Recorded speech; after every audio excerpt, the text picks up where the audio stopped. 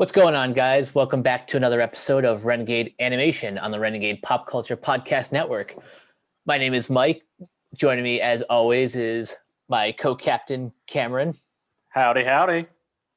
And boy, we've got a fun episode planned for today. No new reviews because next month we have a long ass anime preview coming. So we've got some news to cover, but we'll also be talking about the Annie Awards, and we'll have our own closing thoughts on the year 2020. But first, Cameron, what are some of these news stories? Well, let's get through some renewal announcements first. So, Star Trek Lower Decks gets a season 3 green light and a premiere for season 2 on August 12th. And okay, and of course season 1 will be coming out on Blu-ray and DVD on May 18th. So I mean, I know I'm kind of lukewarm, I guess. I was supposed to say milk toast, and it's like, no, that's not the right word. On the series, but if it's popular and people like it, so be it. I'm not gonna ruin their fun. I'm not gonna be like, stop having fun. Now that I actually have Paramount Plus, I will go back and like go through the series. Hell, if I have the time, I might go through some of the other Star Trek shows. I know the franchise can be a little daunting to go through everything, but as long as the new stuff is not too continuity driven, then I should be okay. So far, Lower Decks seems to be its own thing with just kind of mild references or a lot of references to everything else. So seems like you can kind of just jump in without worrying too much about it. So that's always good. So Fox has ordered a 3rd season of Duncanville, the show by Amy Poehler and Mike and Julie Scully. And season 2 will premiere on May 23rd. This is one of the shows that I wish we could have talked about earlier, like of last year, like when it ended its 1st season, just because even though it has one of those art styles that makes people's eyes roll like right out of their heads. It's Bento Box, so yeah. As unfair as that is, I don't blame them. Yeah, but it has way better writing than something like Paradise PD or Hoops, two other Bento Box Studios shows, and like it's just a very charming kind of show. It doesn't do anything like super original, but I think just the writing and the cast really helps elevate it. So and that'll be it for that. So Netflix, May 13th will release Castlevania Season 4 for its final season. And the people behind it have also teased a news show that they're slowly working on. So I think I think Castlevania is pretty good to go to end at 4 seasons. Have you seen the show? Sadly, I haven't, but as I think, like season 1's only like 4 episodes, right? And then the others are 10, like 8. Like season 2, I think is 8 episodes, and then season 3 is 10. Okay, see, that seems digestible. Yeah, no, it's kind of helped elevate adult animation because it's more of an action and drama. Like, think of like if Game of Thrones was, no offense to Game of Thrones, was better made. Just in terms of just writing and character dynamics and philosophy stuff, and it's also fairly funny. And this is by and the show was animated by Powerhouse Studios, who do like Says Manos, that Blood of Zeus Netflix anime and such. They're the ones who are basically behind all those gory, hyper violent adult animated shows that are for some reason called anime when they're technically not. It also should be pointed out that Powerhouse is teaming up with Legendary to do that Kong anime series, which I'm still fairly excited about. Yeah, no, same here. I can't wait for it. But yeah, no, Castlevania was also kind of has a weird history because Netflix was like, and Konami were like, hey, we'd like to make a Netflix anime. I mean, not Netflix, a Castlevania anime. And it's like, Konami was like, and Netflix were like, okay, fine. We'll give you 4 episodes and see what happens. And then everybody watched those 4 episodes in like record time. And then when everyone was like, oh my God, the story's about to get going at episode 4, it stops. And it's like, wait, what? That's it? You just stop right when the story's about to get going? And then it's like, okay, don't worry. We have a 2nd season and we'll make a 3rd season. It was just kind of interesting. It was like it was like one of the few times I could think of where Netflix has like an experiment, like a like a global audience test. Yeah, it did kind of feel like for those first 4 episodes that like the Netflix audience was like sort of a public focus group. Yeah, that's exactly what it was. And so I'm looking forward to it. I don't mean to sound like I'm like, finally. It's one of those shows where it's like you have to really be in with the drama and the story and such, or else it's just like you'll just be kind of bored waiting for the action. And the action's really good, but it's like, but the characters are strong enough to carry it.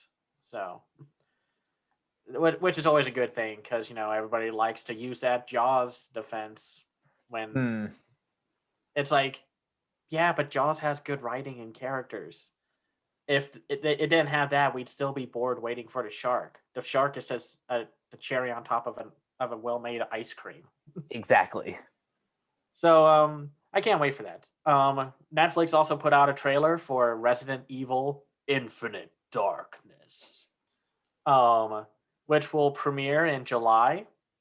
And from what I remember, this also has the same voice actors from the recent Resident Evil remake games, the one for Resident Evil 2 and 3.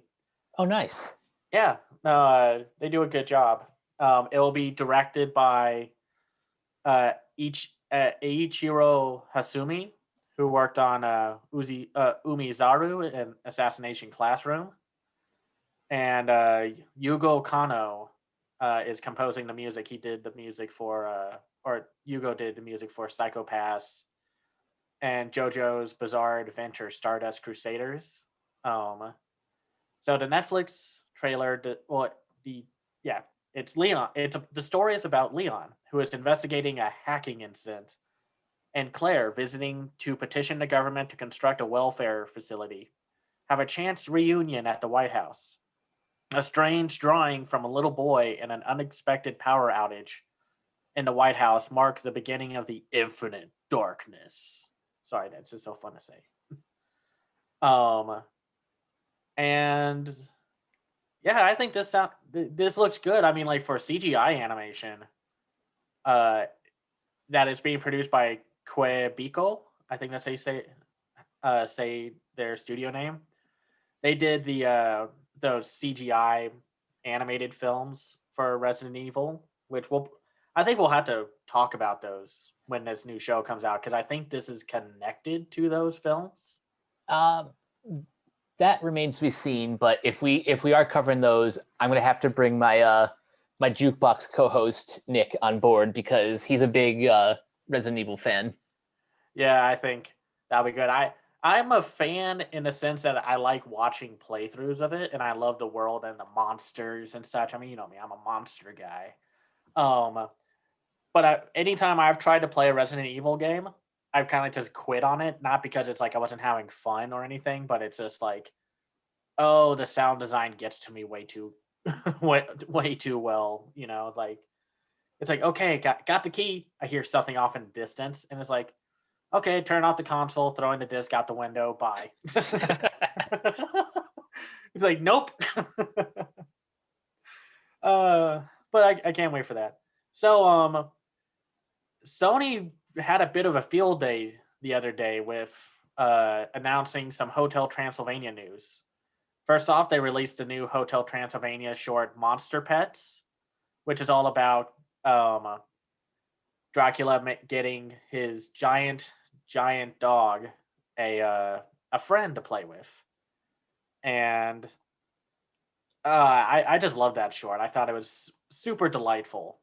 And Yeah, it's just adorable. By the way, that is not Adam Sandler voicing Dracula this time. yeah, one of the news announcements with the new film in this short is that Adam Sandler is not returning for the final film in the franchise, which is kind of shocking because I wonder why that is. I wonder if it's a scheduling conflict or if it's just he wanted more money, or the cynical side of me is just like he got mad when Gendy took over writing duty over him for the third film and such. But I'm gonna give Sandler the benefit of the doubt and say it was a scheduling issue because, you know, if things got personal between him and Gendy, I don't know. So something tells me the rest of his friends would have been replaced as well. Yeah, no. And here's the thing: I say that, but that's not true. I do agree. It's not true that I think they fell out. I think Adam Sandler, like, it's a scheduling conflict because he's working on a few more Netflix films, and I'm sure he's working on some other major film features, and he's known as like one of the best people to work with in Hollywood. So it's like, yeah. So I can't even imagine him having beef with anyone else. No. Isn't that always weird? You think like, oh my gosh, I cannot stand Adam Sandler films, but everyone's like, yeah, I like working with him, and that's nice because it's the thing that should get you fired or blacklisted in Hollywood or anywhere is that if you're a pain to work with, well, uh, um, but yeah, what did you think about the short first? Oh my god, the short was just so adorable. It has like that same like bouncy, chaotic energy of the films, but in a shorter package, it really does feel like it feels like a 3D version of the Looney Tunes shorts, and not to spoil the ending, but I don't make that Looney Tunes comparison lightly. Let's just say that. Well, one of the guys who works, I think, in Sony's gaming section, who also worked on Sony Pictures Animation, was talking about the trailer. I mean, the short, and how a lot of work goes into this cartoony animation. I think something that gets lost in translation with I think other studios taking notes of how Sony Pictures does their comedic animation, or at least with the Hotel Transylvania films, is that they think like, oh, look how they move around and are squiggly and just all over the place and such. So if we do that, it'll look great. But you watch the short in slow motion. There is so much work between all these snappy movements, like all the in betweens. It's all like they worked hard to make sure every movement looked good. And that means the in betweens that you don't see, or like the in between reactions of like when the ball drops on Drac.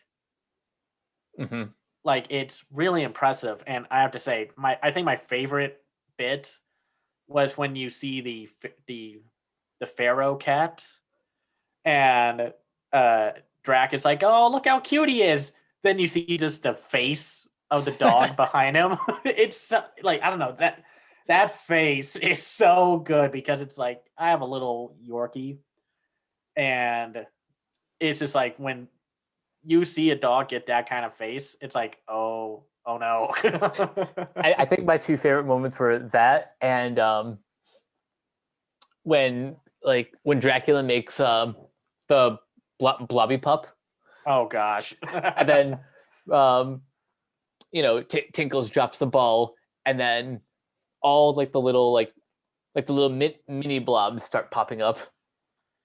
Yeah, no, that's a great little sequence. I think my favorite bit of animation though, I mean, I know I just said like the dog's facial reaction and just all the details that go into this animation is the Franken dog. Oh my god, yes. That thing must have been taken a good bit to animate because there's a lot of moving parts and it's so fluid and it all feels very cohesive even though it's a dog made up of different parts. Yeah, I'm impressed with the way they assembled that creature. Yeah. And along with this new short, they have Transylvania 4, which is going to be called Transylvania Transformania. And like we said before, like previously, Brian Hull will be taking over for Adam Sandler, which I couldn't tell. So he knows he's good. He's good at kind of copying that Adam Sandler Drac voice, and that's very impressive to me. Wait a minute, Brian Hull. You don't think that's the YouTuber, do you? Oh, that is the YouTuber. Oh, that is him. So I that's think that's him. Like I can't. I like. Hold on. it's him. It's him. I just pulled up his IMDb. It's him. Oh man, good job. Yeah, no. Good. For those who don't know, Brian Hull, his YouTube channel is almost entirely devoted to, you know, like voice acting impressions. Some like he'll record songs like in the style of some of characters' voices. He's Right. he's like multi-talented in that sense. So this is a great get for Sony Pictures. Yeah. No. Good on him. Congrats. So the new film will be released July 23rd. It got moved up from its August 6th uh, release, and it's going to be competing with. Apparently, it's going to compete with Space Jam: A New Legacy. So Boy, that's gonna be one hell of a summer. yeah, and these films are very successful and profitable. Um, and like they've made a total of $1.3 billion. So yeah. So I almost forgot to bring this up, but Cartoon Network, despite a lot of the news, I mean, we'll talk about this for a little bit because there's some of this and some Infinity Train news that we kind of have to Oh talk about. yeah.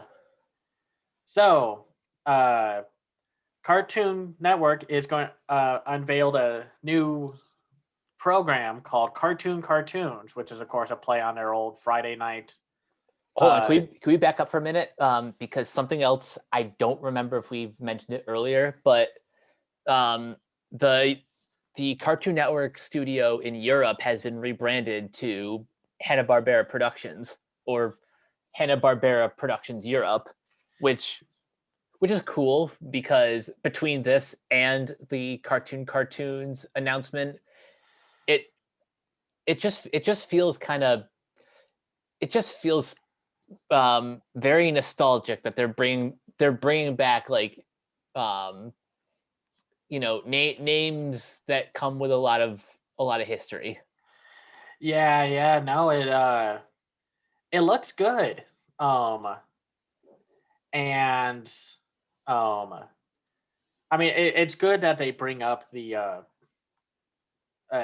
sorry, um, the Hanna Barbera name for that, and so yeah, this Cartoons is their new like what a cartoon uh like style program where they're going to make a bunch of shorts that are essentially pilots, and a few of them are probably going to get turned into shows. And I love it when channels do this, like Cartoon Network, Nickelodeon. I don't think Disney's done this yet, but I wouldn't be shocked if I'm just forgetting that they did or not. I would have remembered something like this if it came from Disney, but um, the fact that Cartoon Network is essentially rebooting what a cartoon is just delightful. Yeah, yeah. Now, do you think this will be a way to see like, hey, maybe we'll change art styles maybe a little, or like uh do you think we'll see something like new and different, or do you think we'll see kind of like the same, not same variation of this of the Cartoon Network style, but like I mean, what do you think? Like, what are you Um, hoping to see? honestly, I have no idea what to expect. I mean, I will assume that looking at some of these names, Pete Brownguard, Manny Hernandez, Katie Rice. These are all these are all names that come with. Sorry, the phone's No ringing. worries.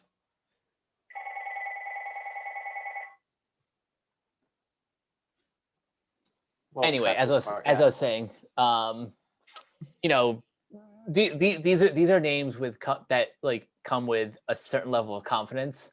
Mm-hmm. Pete Brownguard was the head, like Looney Tunes. yeah, Looney Tunes and those two Tom and Jerry shorts. Yeah. So I have no idea what to expect, like stylistically, but like just based on overall quality, I'm hoping for the best. Yeah, no, I want to see some new stuff, and I think I want to see a little more variation if some of these get turned into series. Like I love slice of life. I love action. I love dramas. I well, I mean, we'll talk a little bit about this with Cartoon Network, but with the Infinity Train stuff, I just want to see variety among characters and stories. Yeah, And same. if like I want to see like, and I don't know, I want to see them commit to this because I don't want them to turn into like the Nickelodeon situation, or they fall into that Teen Titans Go every day all the time thing that they fell into in the mid 2000s. Not that I hated Teen Titans Go.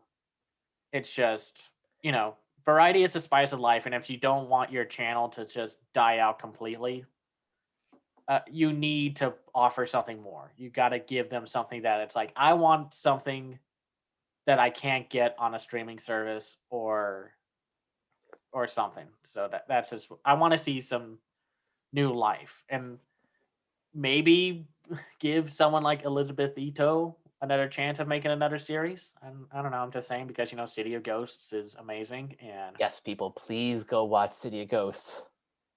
I'm just saying. I'm just saying.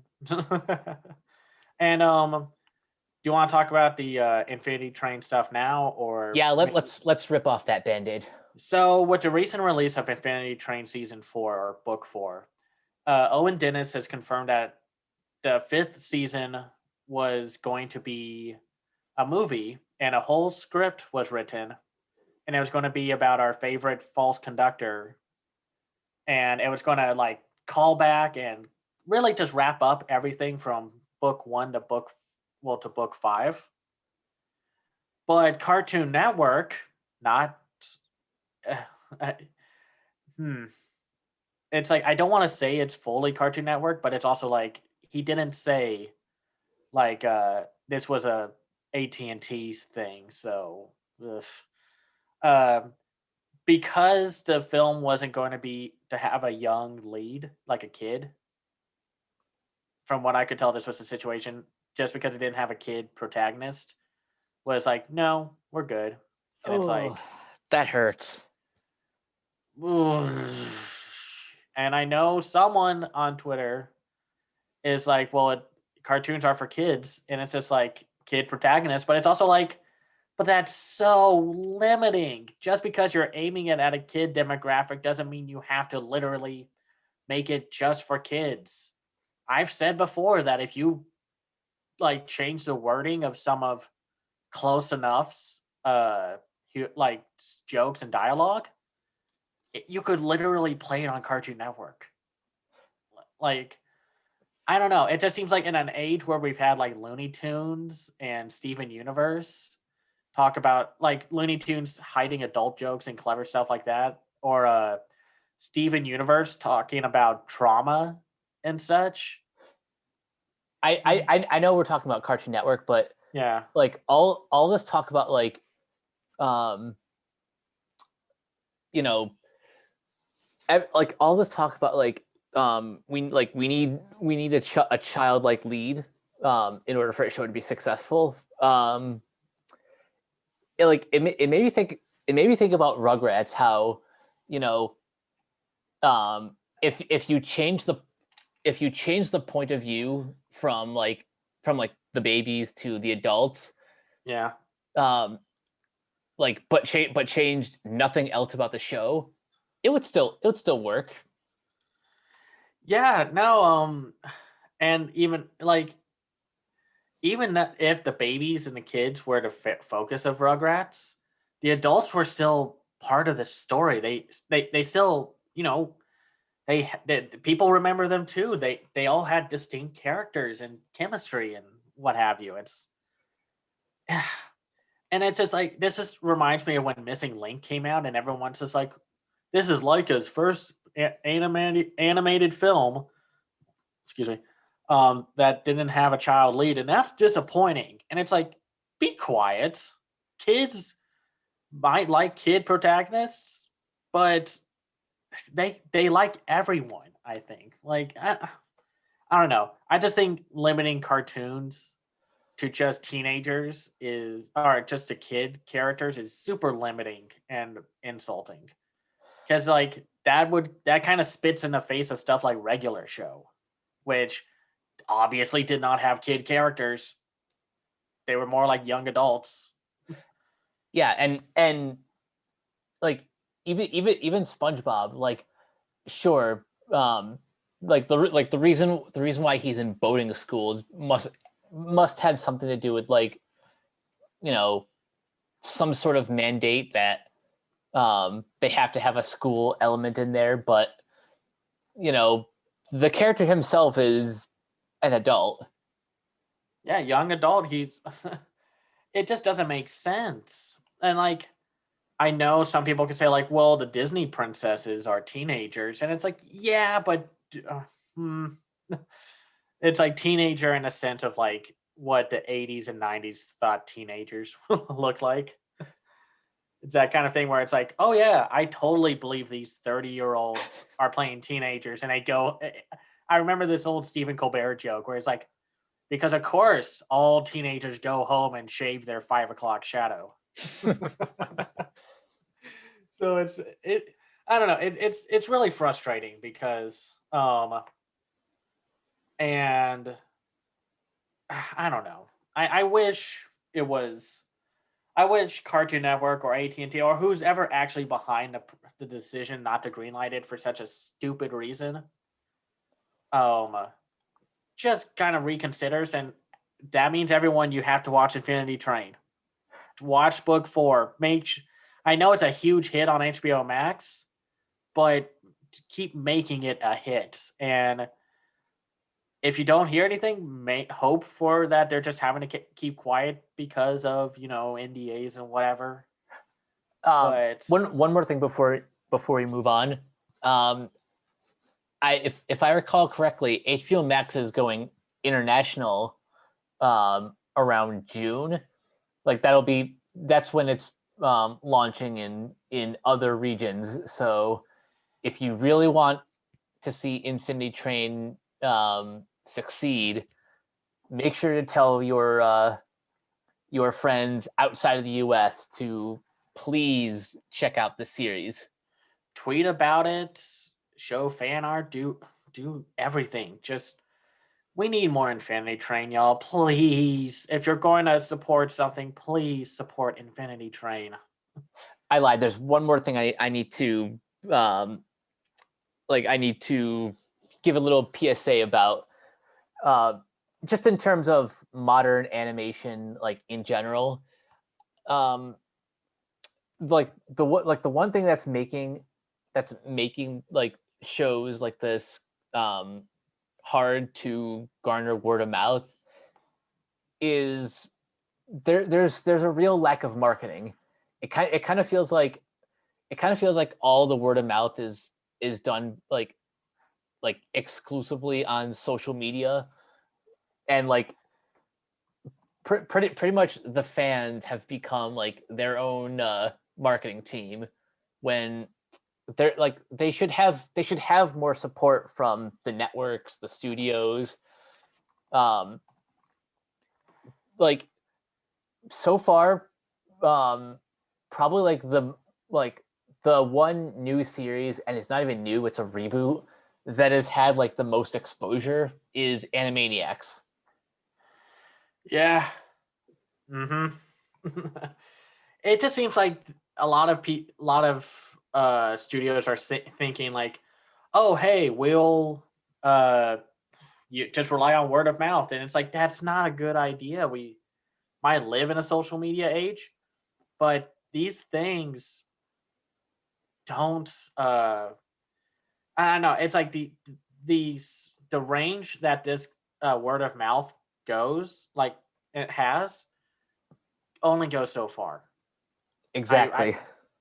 I wish there was more, but oh well.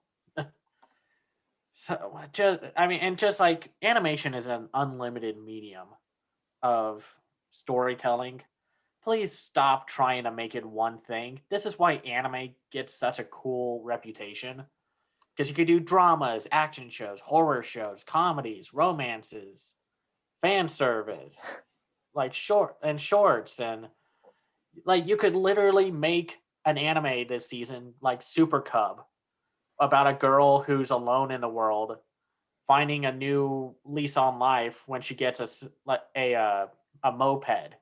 Like I don't know. I don't know what to say. Like just stop trying to limit animation. Yeah, the sooner we lift the stigma of animation only has like two like demographics, the better.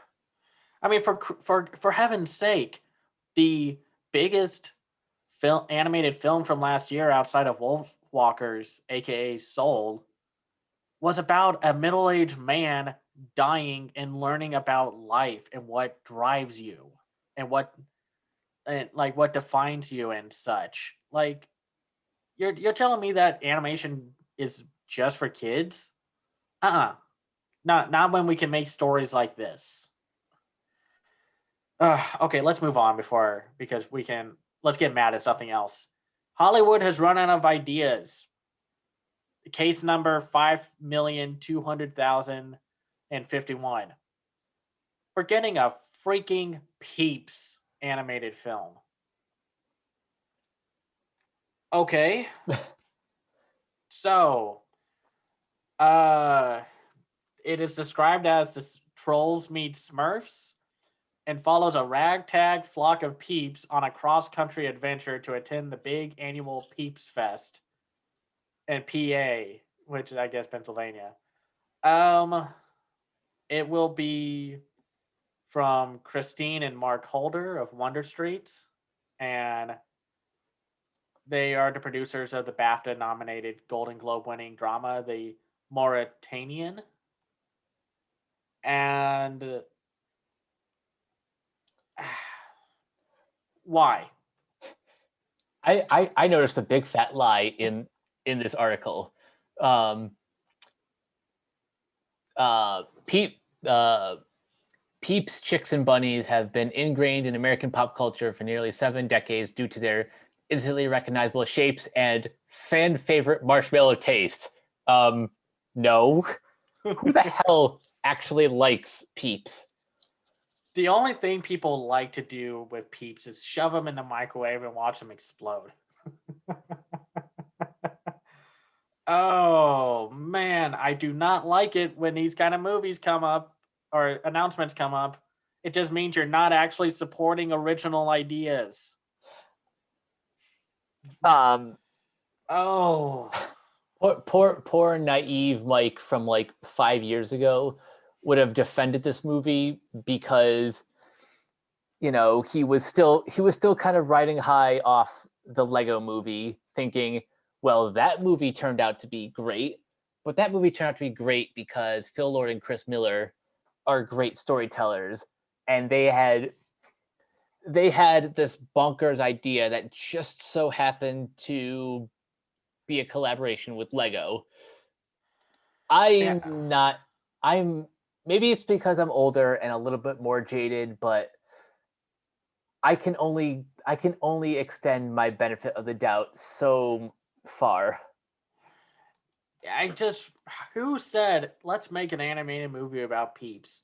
And hey, if it turns out to be great, we'll eat our own words. I'll put some red sauce on them and eat it all up. But Peeps, really? Okay, let's move on to some more interesting news. So, a new animated feature called Pierre the Pigeon Hawk has added some uh, known musical voices to the film. We have Will I Am, Jennifer Hudson, and Snoop Dogg. Um, from Exodus Film Group and director John D. Heracles, who produced Igor and Bunyan and Babe. Um, and Will I Am is going to play the lead role, Okay. and he's replacing Nick Cannon. Um, and the film already has a cast including Whoopi Goldberg, Keenan Thompson, and Jennifer Coolidge, as well as Howie Mandel, Louise Guzman, Jamal Truelove, and more. So, this music driven family comedy is set in New York City, where Pierre, the product of forbidden love between a hawk and a pigeon, okay, grows up outcast from both bird communities. Determined to find a place where he belongs, Pierre sets out on a journey of self discovery, befriending unlikely animal companions: a bear that escaped from Central Park Zoo, a brilliant but mad owl named Ophelia, and a pair of streetwise city squirrels. Um, Along the way, Pierre finds the courage to inspire animals of all backgrounds to change their ways and open their minds to a new way of thinking. It will take a hybrid bird to unite a hybrid world. Okay. So, um, those of you who know me know that I'm an easy lay for, um, A, musicals, and B, films set in New York City. Um, like, as long as you have those two things, you have my attention. Um, this cast is kind of bonkers. Um, they're all a bunch of celebrities, and um, like I I have no idea what to expect. Like, um, based off this premise and this cast, I can only assume though that it's going to have some sort of positive message, um, and I'm sure like the music will be, um, you know pretty enjoyable and upbeat.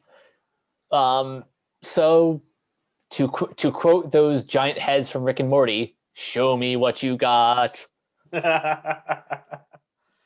Honestly, the idea sounds weird, but I could see a lot of commentary and themes being used in this. Now, will the writing be good? We'll have to see, but at least I can kind of see where the potential comes from with this title. It's not just here's a bunch of celebrities, we'll hope for the best. Oh, I don't think oh there's don't worry. The potential is certainly there. It's yeah, it's just it's so early in development that, um I I'm not sure what to expect yet. right, right. No, I hope it's good. I mean, we'll have to see it. I can't wait to see a trailer for it. So, Shout Factory is making me eat my own words with how they are this they picked up another movie.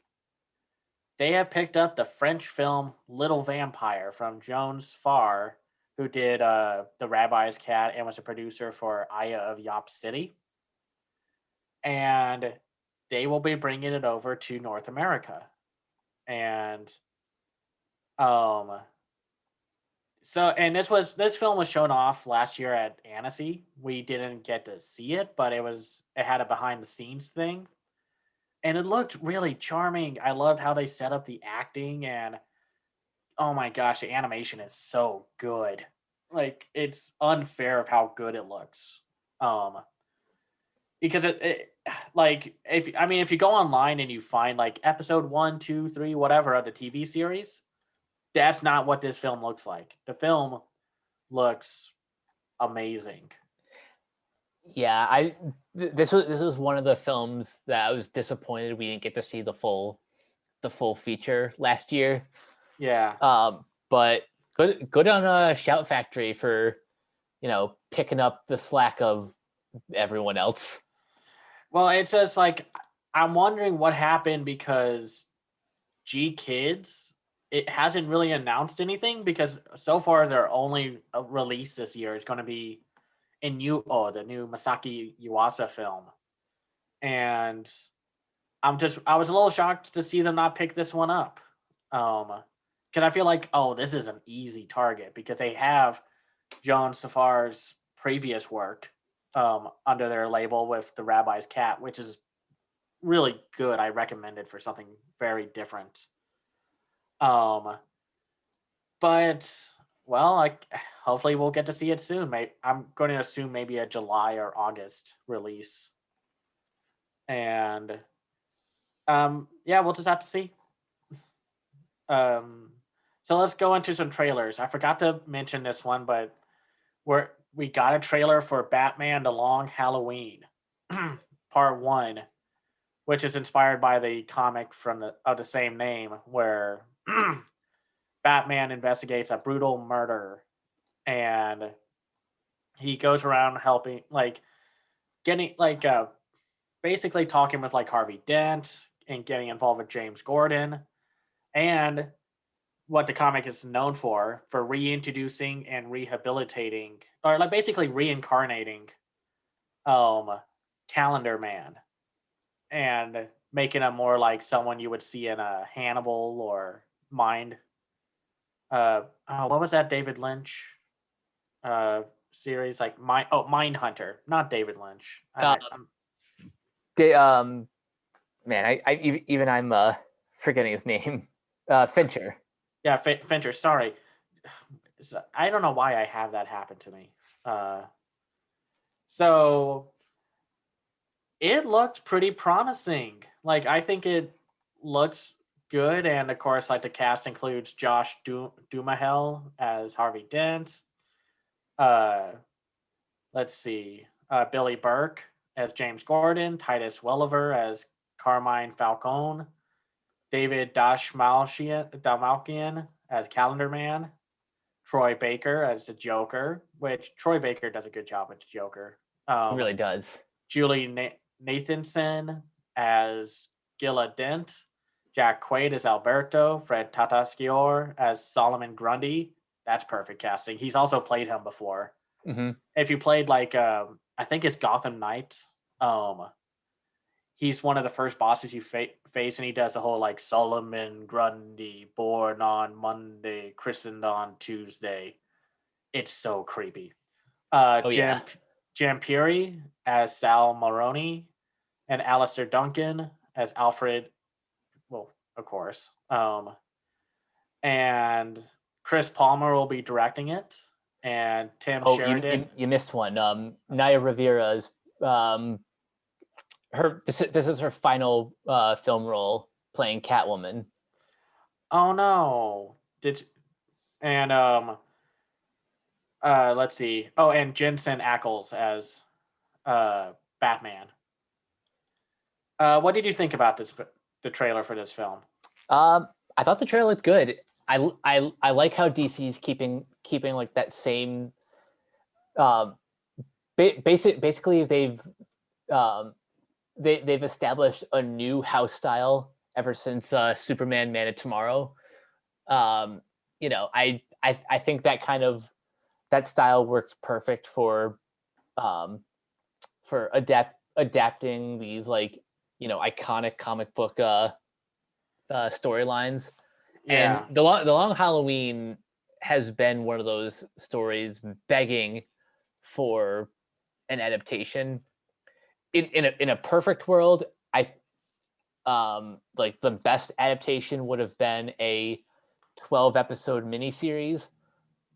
12 not only because it's 12 issues in like the comic, but 12 months 12 months out of the year would have been just perfect. Yeah, especially the Calendar Man and all that stuff. Um, Exactly. and I like that it's a two-parter though. They're not going to do the first Superman Doomsday thing where they shove an entire story into 70 minutes, which Oh God, I would have hated that if that were the case.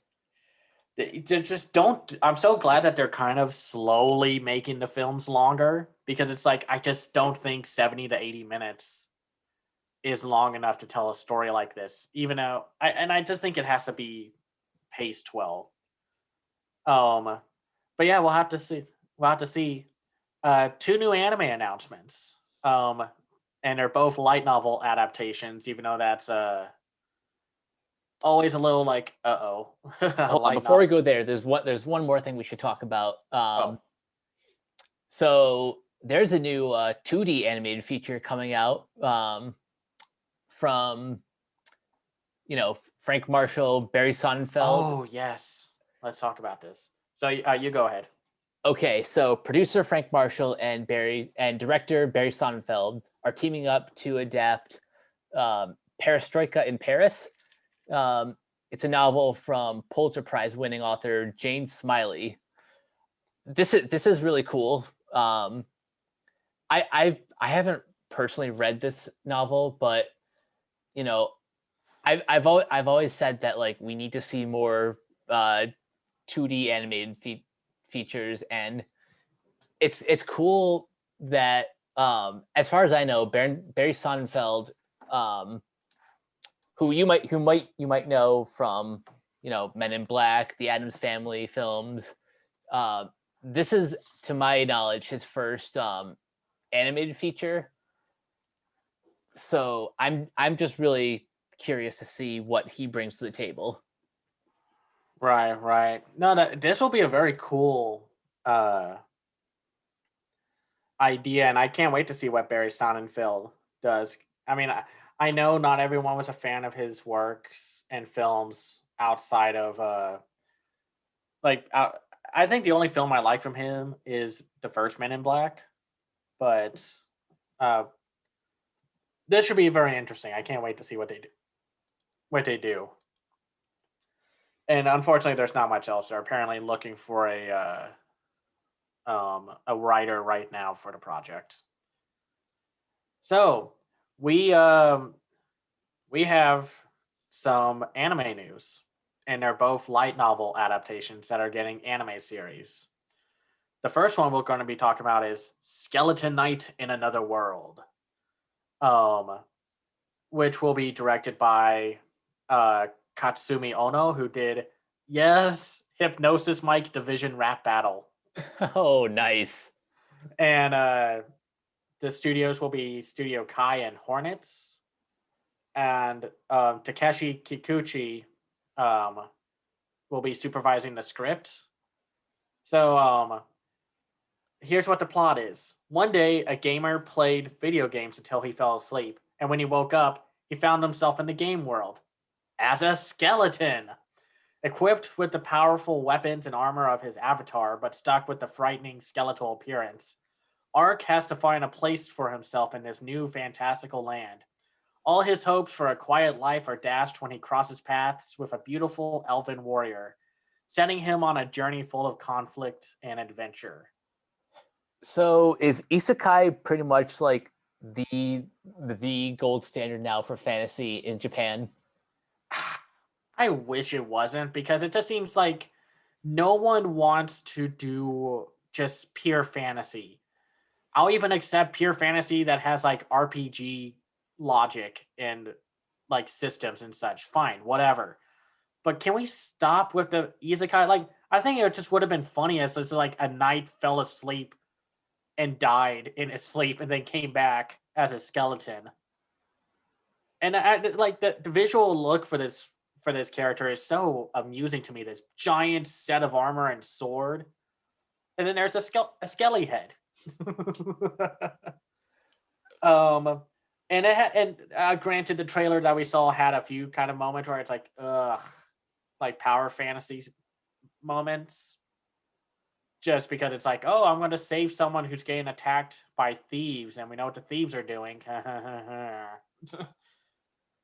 But I think it looks kind of fun. It looks promising. Yeah, at least the one thing I can say is that the trail, like the animation in the trailer looks gorgeous. So you know, the thing about Japanese trailers is, like we can only tell you so much because they give you so little to work with. But as long as the writing is good, if it's meant to be a comedy, the jokes deliver, and the action's good, it's going to be enjoyable as long as it has the right ingredients. Right.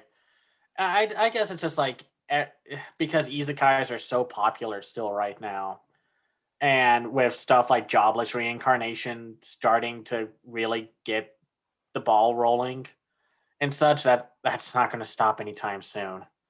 I just wish there was just make a fantasy anime. There's nothing wrong with that. So our second light novel adaptation getting an anime in October is called The Faraway Paladin. The plot synopsis says, in a city of the dead, long since ruined and far from human civilization, lives a single human child. His name is Will, the most fantasy of fantasy names. And he's being raised by three undead: the hardy skeletal warrior Blood, the graceful mummified priestess Mary, and the crotchety spectral sorcerer Gus. The three pour love into the boy and teach him all they know. But one day, Will starts to wonder, who am I? Will must unravel the mysteries of this faraway dead man's land and unearth the secret pasts of the undead. He must learn and the love and mercy of the good gods and the bigotry and madness of the bad. And when he knows it all, the boy will take his first step on the path to becoming a paladin. I promised you it's going to take a while, but I'll tell you everything. This is the story of the deaths of many heroes. It's the story of how we died, and it's the reason you grew up here. By the way, we did not plan to talk about two anime that happen to have a giant skeleton. Yeah, no, just it happens. It's like how we had 3 or 4 Bigfoot films. They just kind of happen within the same span of time. And it looks interesting. Yu Nobuta is directing the anime, and even though I'm a little worried since Yu was behind Myasetsu opening act from the fall 2020 anime season, aka the comedy. That one. But I'm giving him the benefit of the doubt just because I just don't think there was ever going to be a way for that show to work, especially with the team that they had or the time. But because I like how this show looks. I think it looks fairly pretty from the trailer, and I just love the idea that it's like this boy's had an quirky family of a skeleton, a mummified priestess, and a crotchety spectral sorcerer. Yeah, it's a weird combination, but kind of like what I said with the last trailer. The other problem with reviewing Japanese trailers is they don't often come with subtitles, so all we can really gauge is how the animation looks. We can only guess what the style and tone is going to be. all I know is that the designs look interesting. This doesn't sound like an isekai, so that's already a plus one. Right.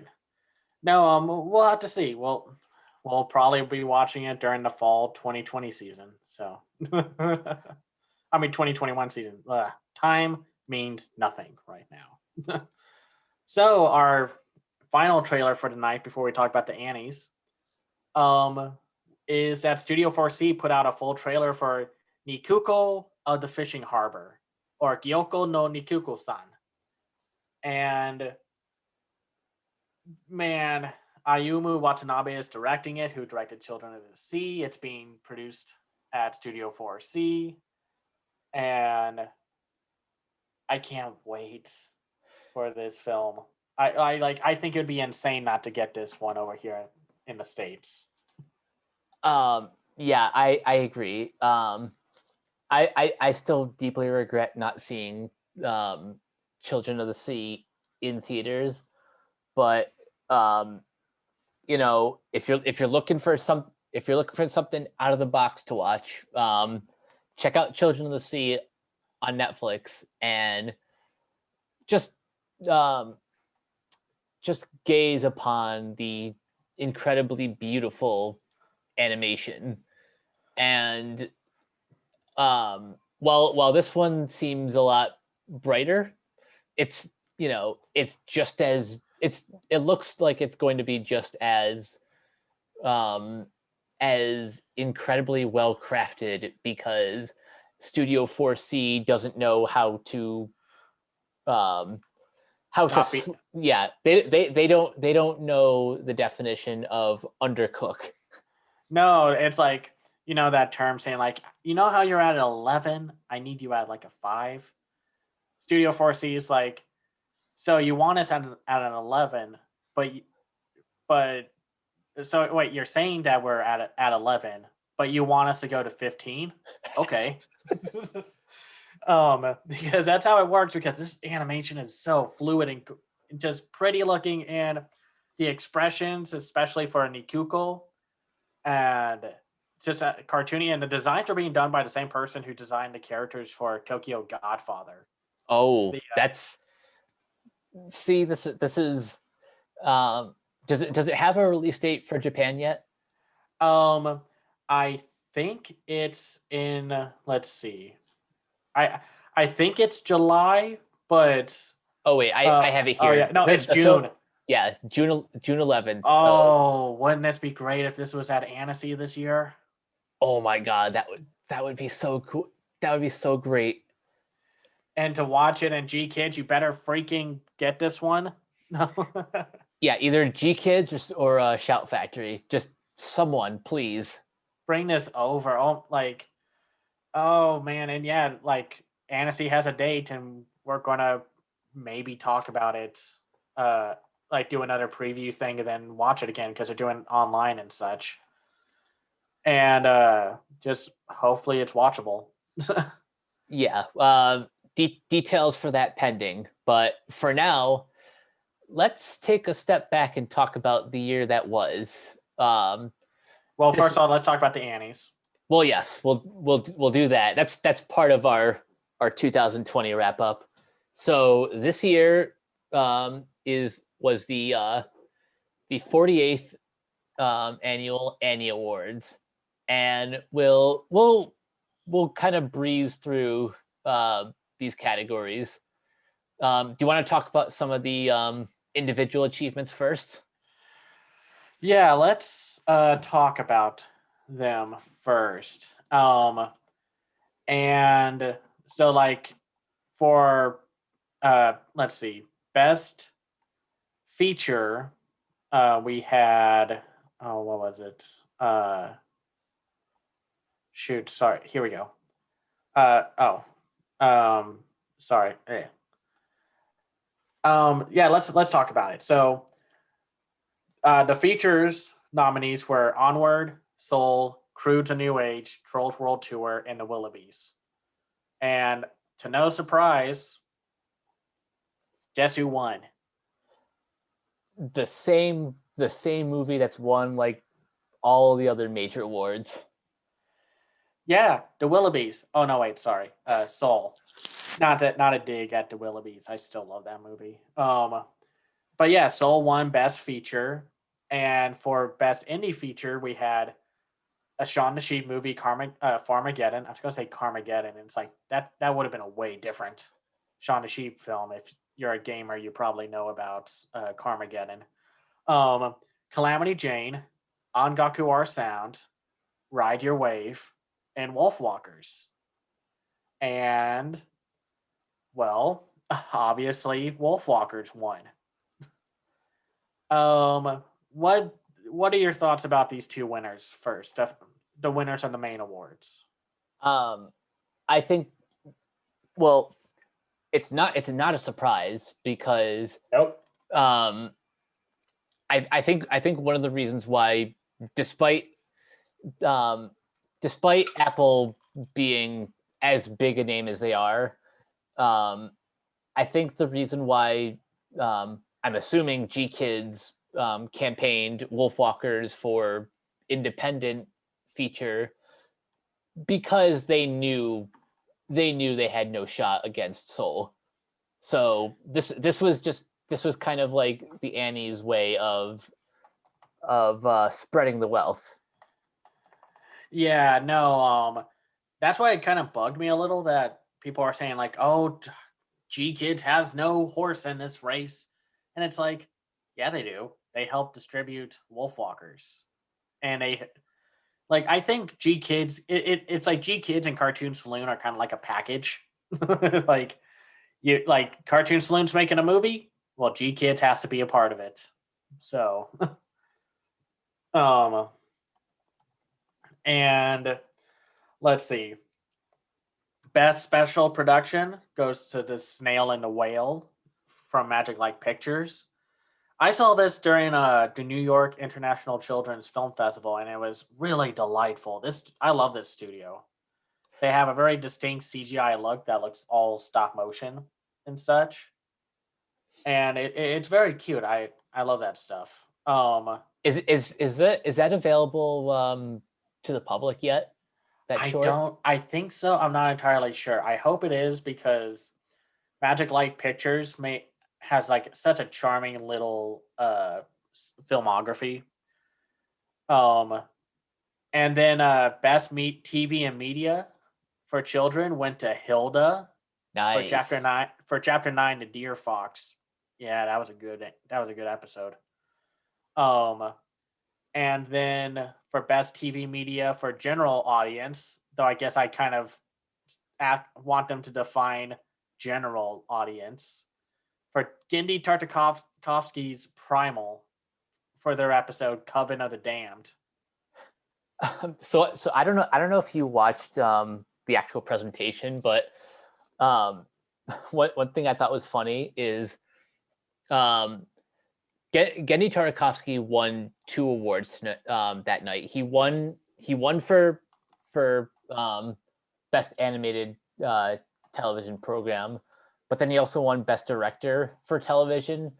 So his acceptance speech was, you know, it was him taking a shower and then opening the door. Yeah. Like I think it was like his wife or something was saying like, "Honey, you just won the Annie," and he's like, "Oh, well, I want to thank all the people, the usual stuff." But Yeah, I saw that bit, and that was great. But I just say this because Primal, like, I don't know if general audiences would be a good way to define just how just adult Primal is. But man, that was a good episode. I mean, all the episodes are all pretty good. I can't really think of one that's like so far out of the episodes we've seen. That's like, I don't know. Like this is one of those episodes because the whole thing about Primal is that it's all quiet. There's very little, if any, dialogue. So the story is all told through the emotions and the movements of the characters. and just watch Primal on HBO Max. That's my early recommendation. Watch Primal. I think all the episodes are up now. So Nice. As soon as I can, I'm definitely checking that out.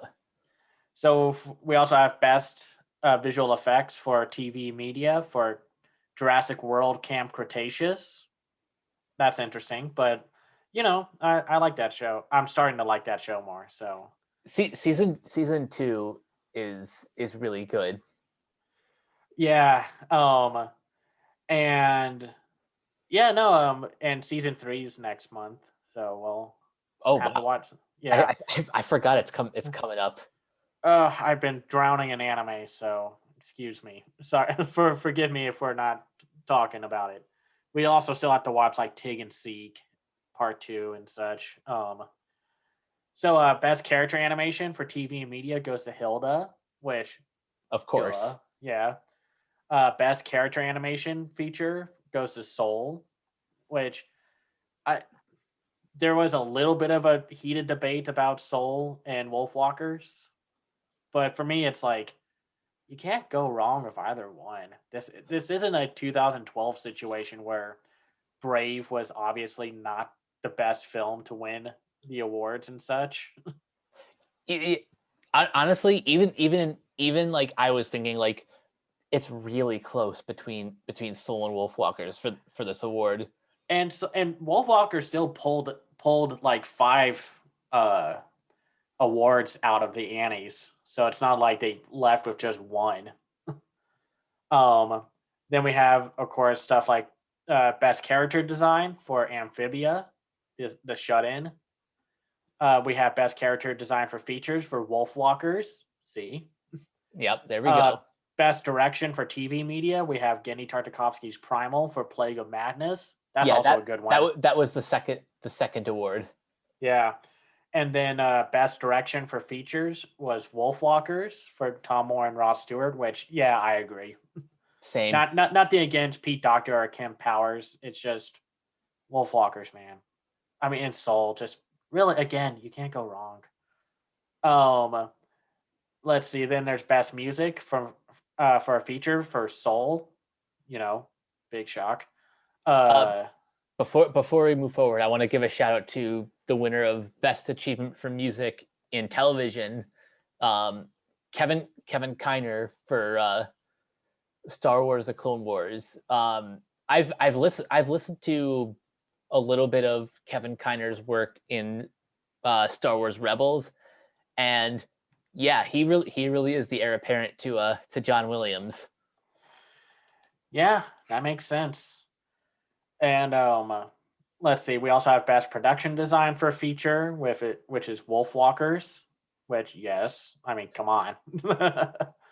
If you're a Channel Awesome fan, well, you shouldn't be anymore, but you might know the name of the winner for best achievement for storyboarding in a animated television production, Andrew Dickman, for Looney Tunes cartoons. I think this is this is a big deal for him. Considering where he kind of got his start. Doing commissions for other content creators, and now he's moved on to the big leagues. Yeah, and it's for the specific duo, Big League Beast and Firehouse Frenzy. I remember Firehouse Frenzy being probably my favorite short from the first batch of Looney Tunes shorts. Oh just yeah, those were good ones. Yeah, and then of course, best storyboarding for a feature is Soul, which yes, I mean, come on, with some of those sequences, I'm sure that was like, how do we storyboard this? And this is one of my favorite. Best voice acting for a feature for Wolfwalkers, Ava Whitaker as Mabe Ol Maktir. You have no idea how happy I was to see her take that award. She's so good. And it's like, I mean, it's just, a lot of good talent from this year, but I think Mabe was a very crucial part of Wolfwalkers, and seeing her like Ava Whitaker take on such different emotions and very rough emotions too. Like it was really good. Like I mean, Wolfwalkers is the best animated film of 2020. So, Of course. um, best writing for TV and media, Big Mouth for The New Me. That's interesting. I guess the show came out at the right time to get nominated because I think it came out like only like a few months ago. Um, I forgot. Just like I think it was like right, like the last quarter of 2020. yeah. And then let's see, and then best writing for a feature, Soul. Which, listen, if you don't like Soul, I understand. There are definitely some elements that need to be discussed more. But the fact that a Disney and Pixar animated film went this philosophical, went this heady, is so impressive out of a mainstream US animated feature. Agreed.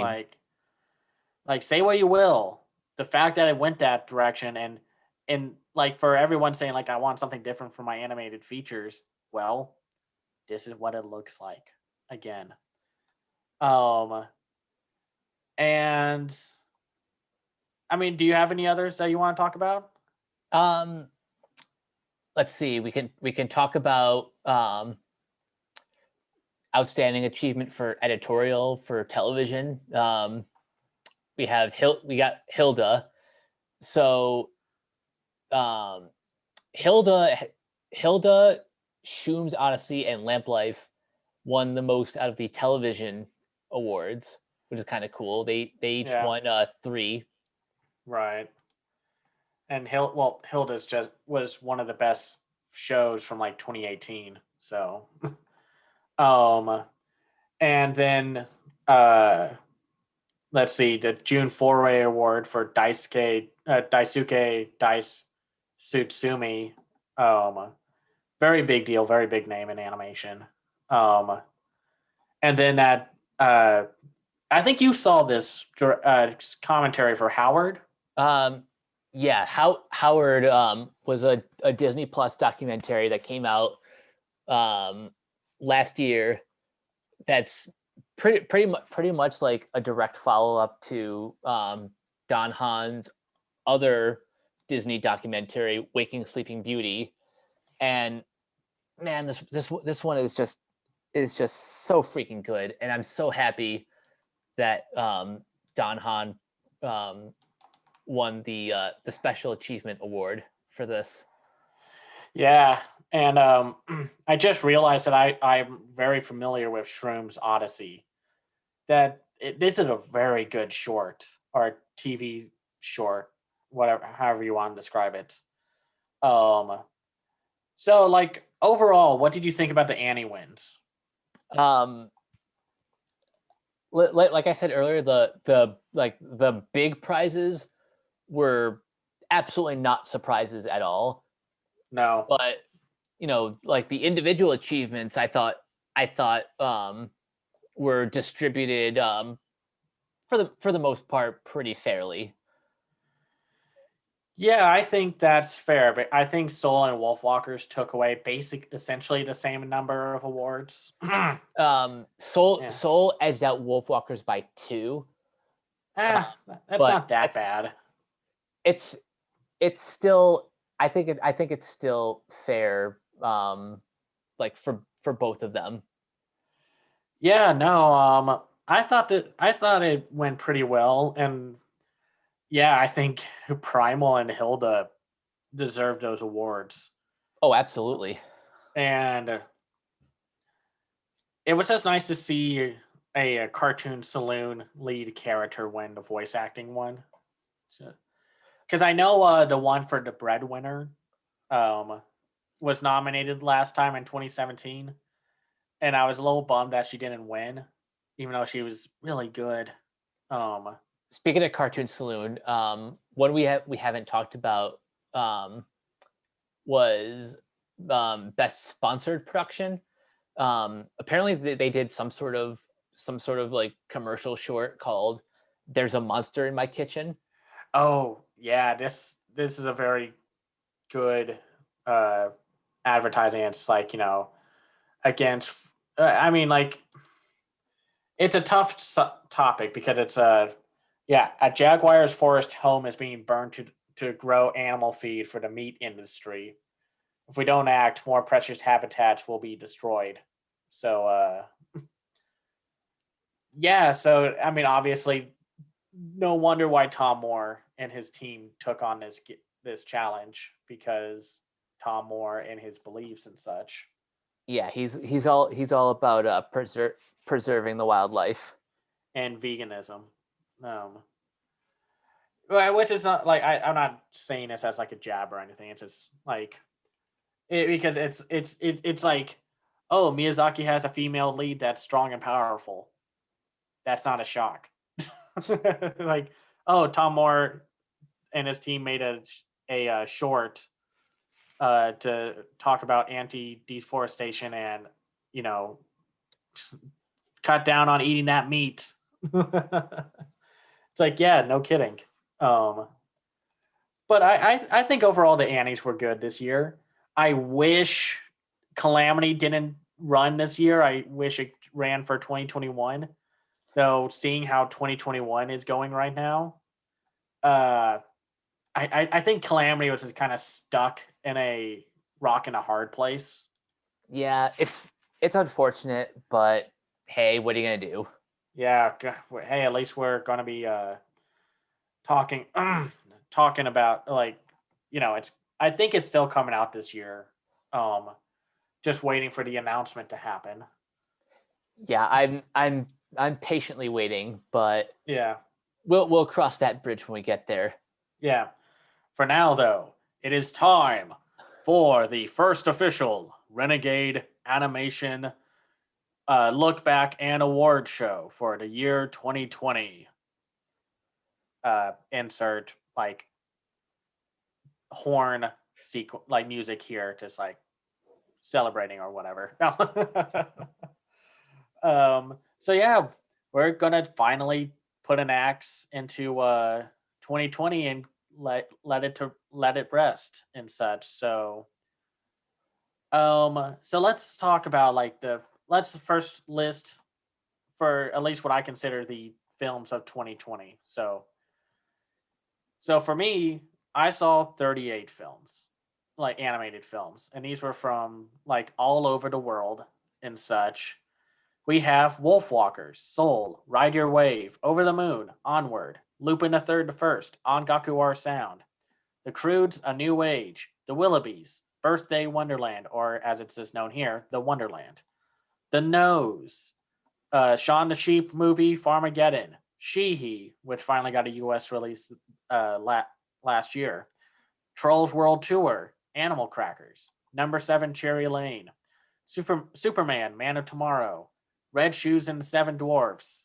We finally got a U.S. release of Twilight, not the vampire movie, an anime movie.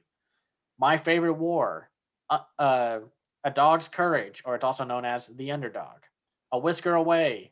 We finally got Summer Days with Coup, Justice League Dark, Apocalypse War, Scoob, Mortal Kombat Legends, Scorpion's Revenge, Kill It and Leave This Town, Manu the Swift, The Last Fiction finally got a US release, Dragon Quest Your Story, Superman Red Sun, Nino Kuni, Henchman finally got a US release, Latte and the Magic Waterstone, Pokemon Mewtwo Strikes Back Evolution, Fearless, Pets United, and The Accidental Luxuriance of the Translucent Watery Rebus. Jeez. You think with all the film delays, we barely have anything to talk about. Looking at your list, I'm surprised that Mewtwo Strikes Back and Dragon Quest Your Story were 2020. Yeah, they came out the year before, but they got official, and these are all like, again, a lot of these are official US releases, and I count them because I'm like that, and it's just like, hey, we finally got a release for it. So And yeah, and for a while, like Pokemon Mewtwo Strikes Back Evolution sat at the very bottom because I was like, oh, okay, so they just pulled a Lion King 2019 with this movie. So so overall, what did you think about the theatrical animation scene of 2020? I think overall this has been a uh, this is like, so in 2019 I called that like the year for heavy metal music. I think 2020 was a similar the year for animation, if you know what I mean. Yeah. It was definitely a weird year because it was a mix of like because the pandemic just hit everything to a just a halt. A lot of films got delayed, and then there was just kind of like, how do we distribute these movies? We need to make some money, but what do we do? Because nobody really. I mean, despite some doing well in theaters during the pandemic, what do you do? And this was like when virtual theaters and streaming service took hold. And of course, like this is when like Soul got moved to Disney Plus, even though it's also getting a physical Blu-ray release. And then like Apple Plus had Wolf Walkers, and Netflix had The Willoughbys and Over the Moon. And then like I would say this is one of the stronger years for, or not as strong of a year for G Kids, but one of their better years, just because they had On Gaku Our Sound, Lupin the Third the First, and Ride Your Wave. I think this might be their biggest year because, um, well, like I said earlier, Apple is a like Apple is a big name, so most people, if they watched Wolfwalkers on Apple Plus, they did it because um, either they did like the 1 week free trial, or they're Apple fanboys and they'll just consume everything. Yeah, and oh yeah, Netflix also had like Animal Crackers, and Universal was one of the few successful, or DreamWorks was one of the few successful studios last year, with The Croods: A New Age being one of the most financially successful films of last year. And then Trolls World Tour apparently did well with its premiered on demand release. Um, and the DC film universe went through kind of a growing phase because it had an adaptation with Superman Red Sun, and then it ended its current DC cinematic universe with Justice League Dark Apocalypse War. But then it was reborn like a phoenix with Superman Man of Tomorrow. Um and then it's like really the foreign animation scene had a few interesting films like Kill It and Leave This Town, and My Favorite War, and I forgot to put it on here, but Old Man the movie. um, and I thought it was an overall good one, but still very like it could have been amazing because we would have also gotten Raya and the Last Dragon and the Mitchells versus the Machines, but now that got pushed to 2021. So And what it wasn't Bombay Rose also supposed to come out last year as well? oh yeah, it was, and then it got pushed away because then it got because they didn't want to compete with Soul, but then they had to compete with Raya. Oh, that's unfortunate. uh that's why people don't like Disney. They have like all the best spots, and then it's like, well, shoot. We hope that they like it, but we'll have to see. um so and I think those were like I said, I think the trends were that the virtual theater experience happened. Like a lot of film festivals went online. That's how many people were able to see On Gaku Our Sound and Wolfwalkers. Yep. And then Netflix had a big year with the Willoughbys, Animal Crackers, and Over the Moon. And just speaking personally, And Shaun the Sheep Farm again too. So. yes, and Shaun the Sheep. Speaking personally, because of this podcast, I have like pretty exponentially expanded my um, animation palette by exploring films from around the world, and I hope that in the future, even as the world gets put back together, that like organizations behind festivals like Annecy continue to. I guess moving forward, it would be like simulcasting. They'll do the festival virtual, but you also have the option to be there in person.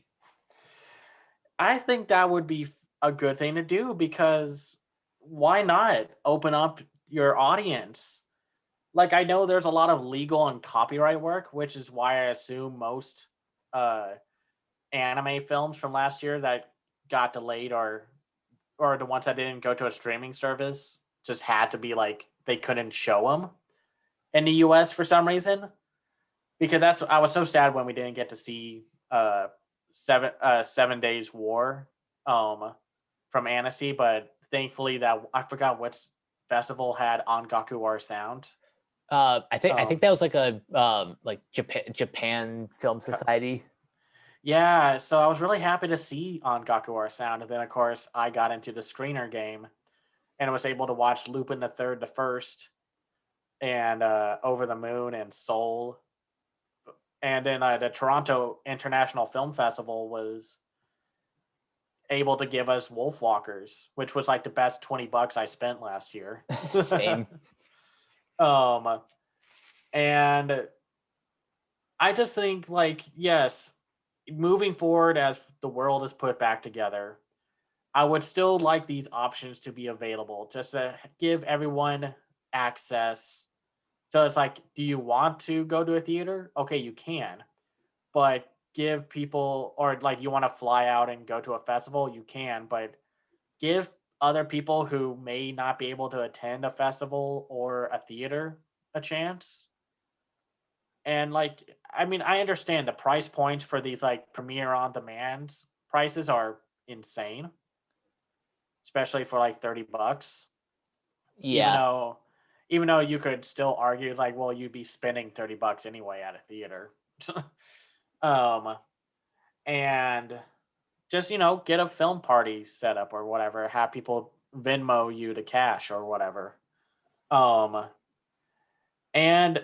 for one of the few films that was worth talking about from the Lionsgate release, I was pretty happy to see that Red Shoes and the Seven Dwarfs was actually not terrible. Yeah, not terrible is probably the highest compliment I can give that film. Well, honestly, I keep kind of thinking back to it, and I keep enjoying it more and more. I mean, it's not going to move up or down my list, but I keep having more positive thoughts about it than when we were talking about it. And I think also watching something like Charming, and uh, and just kind of going through the Shrek stuff was just kind of like, yeah, no, Red Shoes actually wasn't that bad. Like, I know you weren't probably as big on it as I was, but like, I think all things considered, especially with what this film went through production wise, like, I still enjoyed it quite a bit. Yeah, I think like the more I sit on it, the more like the more enjoyment I can like get out of it. But it's not a movie that I will be revisiting anytime soon. That's just No, it's that one that will come up from time to time where it's like, yeah, let's watch it, that kind of thing. So this is our first time doing a award thing, so this isn't like set in stone. I kind of went off of kind of like what I like to do for award stuff and kind of like what the Annies do. Um, so let's start from the very bottom because let's get the negative out of the way. Good idea. And at first I was like, ah, do we want to do a worst one? But then it's like, no, I mean, it's like, no, we shouldn't. Just let's keep it positive. But some of these films, like, who knows when we're going to talk about them again. So, Mike, what was your choice for the worst film of 2020? My worst film, because I didn't see nearly as much as you did, the one that stayed at the bottom of my list for the longest time was Fearless. It was a movie that just got dumped onto Netflix. That there's, I'm the fact that I'm struggling to even come up with words to describe this movie tells you exactly how little an impression it made. Yeah, it's not great. It's probably Vanguard's worst film, and they already don't have a stellar lineup, and that's kind of sad when you can say Charming is their quote unquote best film because it feels the most cohesive. This one just feels like we got to make something, and it probably has some of the laziest voice acting that I've ever heard from, um, you know, from at least from a like 3D animated film.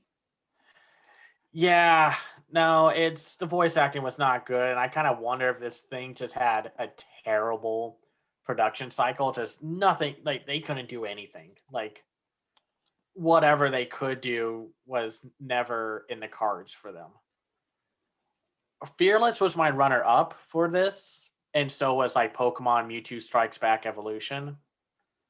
But my worst choice was Accidental Luxuriance of the Translucent Watery Rebus. It's hard to kind of consider this an animated film because it doesn't feel like one. It feels like a bunch of phone filters shoved onto live action footage, but then it's like, oh, but we rotoscoped it. So it's like, ah, but they consider it animation. And Is this one of those like kind of like how you described Kill It and Leave Town, the um pretend the pretentious art school project that just happened to be seen by a wide audience? it's that film that I like to describe as, okay, so you want the most non-studio looking or approached film. You want something that's directly from the artist and is not as approachable. Like it's like the least approachable animated film. Well, you got it right here. At least Kill It and Leave This Town had an interesting dreamlike element to it. Even though I was not a huge fan of the film either, I thought it was really boring and kind of hard to follow with its dreamlike logic. But at least Kill It and Leave This Town has an identity to it and a tone that's easy to follow. Accidental Luxuriance, it was hard to follow. I had to look at the plot and whatever articles there were for it. I was like, wow, I'm congrats to y'all that you were able to approach this film better than I could. Oh, wow. Yeah, and I fell asleep while watching it for the first time, so I had to wake up and rewind to where I was. And then it's just like after when I like watched through what I slept through, it's like, oh my god, I just can't with this movie. Um because at least like Pokemon Mewtwo Strikes Back Evolution is a little more fun to talk about because you have another film to compare it to. And with the original Pokemon movie. But yeah, Accidental Luxuriance is my pick for the worst. Now, Our next category is most disappointing film. For my choice, my runner up was going to be A Whisker Away because I remember our conversation from an earlier episode that, you know, the first half of that film like does not help you at all, like getting you invested in these characters. Um, you know, I think we use we use the word stalker way too many times in that review, We did, even and though that's what the girl does. and all of the interesting stuff happens, you know, in the back in the back half, and by that point,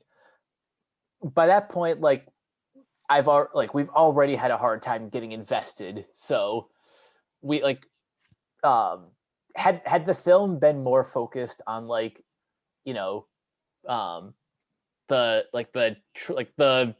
cat tree world, I would have liked this a whole lot more. um but I think my most disappointing film, which I still like enjoyed somewhat, was Scoob.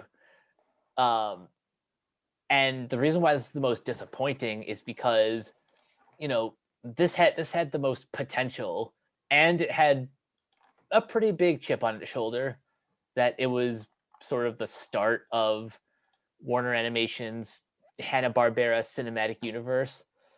Now, who knows if they're still going to try to make that a thing, but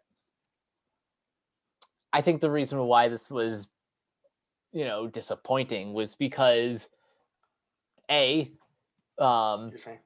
I had they um you know had they kept um the contemporary voice cast instead of hiring celebrities, I think the film would have been received a lot better. Um, but also just the story just didn't feel like a traditional Scooby Doo film. And when you have like 50 years of references to compare this film to, especially with like Zombie Island and such, it falls flat.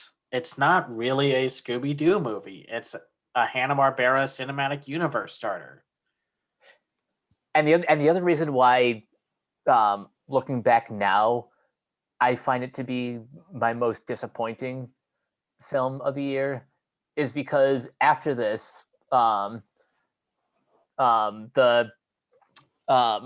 my friends at the PJ Campbell Network did watch-alongs for the two live action films, and, you know, say what you will about those, at like they may be worse from a filmmaking perspective, but at least they have the essence of what makes Scooby Doo tick. Yeah, no, those films are pretty okay. I just think behind the scenes stuff ruined those films, Oh, especially with of course. yeah. No, Scoop was my runner up, but I had to give it to a whisker away because no matter what we could say about Scoob, especially after all that concept art came out Oh my about god. Scoob, and it was like a better movie in general or looking movie in general. Mhm. Um, a whisker away was my most disappointing just because it was a Studio Colorido film, which did Penguin Highway, which was one of my favorites from 2019, and Mario Kata wrote the script, and she did Makia When a Promised Flower Blooms, which was one of my favorite films of 2018. And I just really couldn't get past the stalker aspect of this girl. And I rewatched it recently, and the English dub cast is great. And I like the villain, and I like the undertones of the whole changing into a cat representing depression and the dialogue in the cat tree and such. But it's just a reminder that even foreign animation has their disappointments, bad films, and duds. Oh, of course. Like I know it's like I follow foreign animation, and I'm always like, man, there's always all these cool projects. The U.S. animation scene needs to get good, but it's also like there's a lot of the same thing. It's just because like a film can come from anywhere, and that means a good, a great, an okay, a disappointing, and a bad film can come from anywhere. Um, one thing we one thing um, we want to try to accomplish on this network is to demystify foreign and indie filmmaking. Um, you know, there like every film has an equal opportunity to be good or bad on their own merits. Right, right. And it's just like judge movies on their own merits. Don't try to drag one down to raise another up or like put down another one. It's just judge them as they are, as their own thing.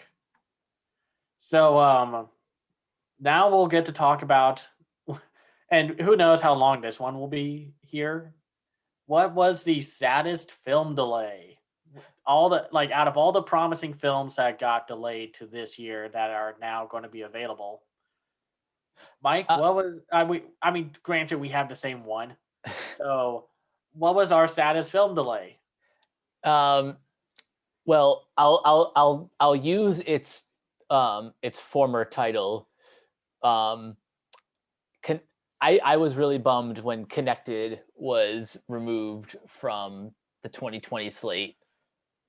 But on the positive side, I was thrilled when the Mitchells versus the Machines was announced um, to premiere on Netflix.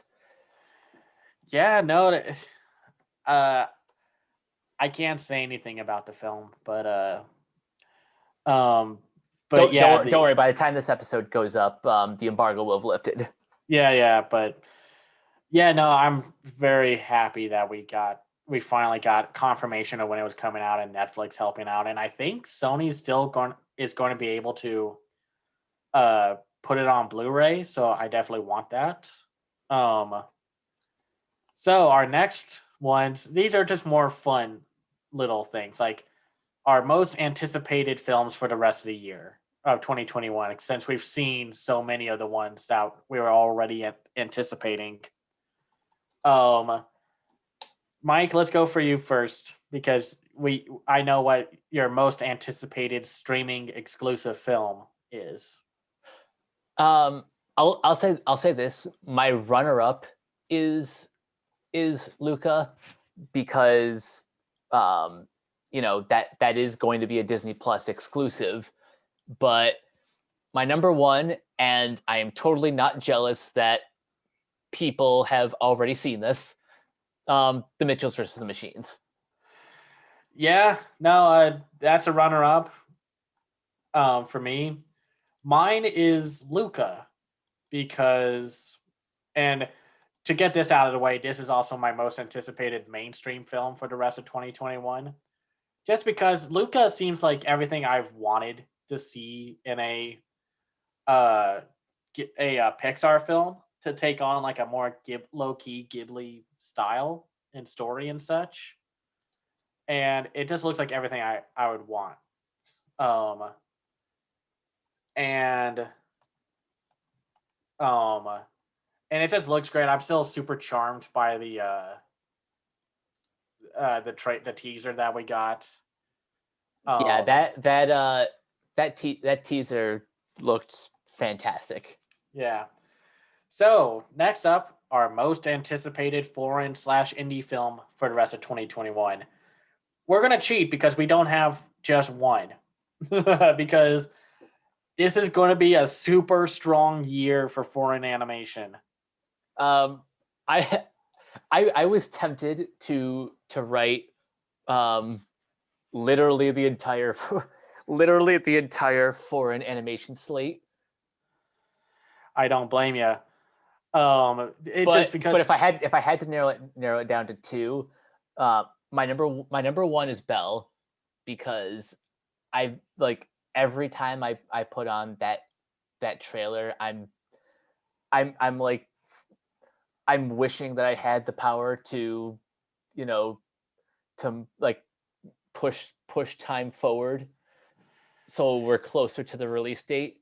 And then my number 2 is Inuo, because last year was the year that I became a Masaki Yuasa fanboy, Yeah. and that's before watching his TV series, whose name I can't remember off the top of my head. Japan Sinks, Well, Japan Sinks, but I was actually talking about or is it like Devilman, no, Crybaby, or the Tatami Galaxy.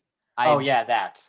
Yeah, as soon as I watched that, um, then after that, and watching a few more of his projects, I will have seen everything, and I will be more enriched. Yeah. Yeah, my choices were Bell, Nikuko at the fishing harbor, and Inuo. Just because, like, Bell, I'm a Mamoru Hosoda fan. Nikuko at the fishing harbor, I'm a Studio 4C fan and a huge fan of the director who did Children of the Sea. And then Inuo, because it's Masaki Yuasa and it's his last film for now. And the preview I saw at Annecy looked great. Yes. And Yuasa is just one of those great and progressive directors who's willing to like experiment and bring in other talent to help. He's one of those filmmakers where, it's not enough to push the envelope. He like the envelope has been just blown away. Yes, and same with Mamoru Hosoda, because Bell's going to have Cartoon Saloon helping out, and And a Disney alum too. yeah, so that it all sounds great to me. Now we have the most anticipated mainstream film of the rest of 2021, and I'll go first because like I said, it's Luca for me, just because it looks super charming. Yours is my runner up, but I want to see a little more of it before I like get on the hype train. I understand that. I mean, and there's some others like Wish Dragon looks great, and uh, I know Netflix didn't talk about this because why would they advertise something they're putting on their service exclusively? New Gods, Neza Reborn, and such, but and then like since we don't know if these are still happening for 2021, I didn't choose like My Father's Dragon or Pinocchio or Wendell and Wild. Um, and also Vivo's still kind of up in the air too. Yeah, and it's just like, and don't get me wrong, I'm kind of curious about Boss Baby, Back in Family Business, Hotel Transylvania, Sing 2, and I'm just wondering how the end product for Spirit Untamed is going to be, or The Addams Family 2. It's just there are a few more films that I'm more interested in looking forward to, like seeing a bit of harmony and such, and it's all mostly from the foreign side of things. So Yeah. I think I'll be honest. I defaulted to Encanto, because I knew Luca would be your most anticipated. But also when Lin Manuel Miranda is attached to a Disney project, there's a 95% chance it's going to be great. I know we haven't really seen a lot yet, and we probably won't for another month or so, but already I'm getting a good feeling about this. yeah, no, I hope it's good. And I bet it'll be pretty good in general. So now best character designs, and I'm tied because I think Wolfwalkers and Soul had the best character designs. I just think like Soul had such great, like it was the next step for human designs for Pixar, and then the designs of like the guides and the great before, and like how souls look, and just how when you're super obsessed with something, like when the soul goes like quote unquote evil and such. A lost soul, I guess. I think that's what they were called. I forgot. Yeah, Lost Soul. And then with Wolfwalkers, I mean, no shock. Cartoon Saloon has a great art direction, and just the whole film and the designs are so distinct, and it just looks great. Um, so I see we don't have a category for character animation. So I kind of agree with you that Wolfwalkers and Soul are kind of tied in that department. I'd say character animation is where Soul kind of takes it like I think Soul kind of takes the edge for actually no, I take that back. Soul takes the edge for design because like you said, this is probably Pixar's best human character designs. And also the sort of wiry like the wiry designs of like the teachers and like the um and like the people in charge of the great before Yeah. is something like something you don't really see too often in like 3D animated films. So Yeah. I thought that was kind of a cool little incorporation of like 2D animation in a 3D feature. Um, but as far as character animation goes, um, we both saw the Wolfwalkers preview from Annecy, and Oh how yeah. the 2D animation was just out of this world. Man, that sequence where they're running with the wolves. Oh, just mwah, perfect. And yeah, no, I think I have to agree. I think overall character animation, especially when the bundle of the wolf pack just runs as this one big wolf blob, um, and then just that whole sequence, and it just looks great. I mean, yeah, drop a nickel into the jar. I say it looks great again.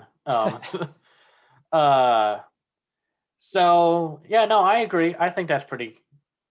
It's the same for me. So, best writing. We choose the film that had the best writing, and my runner-up was Wolfwalkers and Ride Your Wave. But I'm gonna have to give it to Soul because I'm just so amazed Pixar and Disney like Pixar said, "Hey, here's a dialogue," and Disney was like, "Shoot, Yeah, go nuts." Soul wins for writing. Um, you know, I think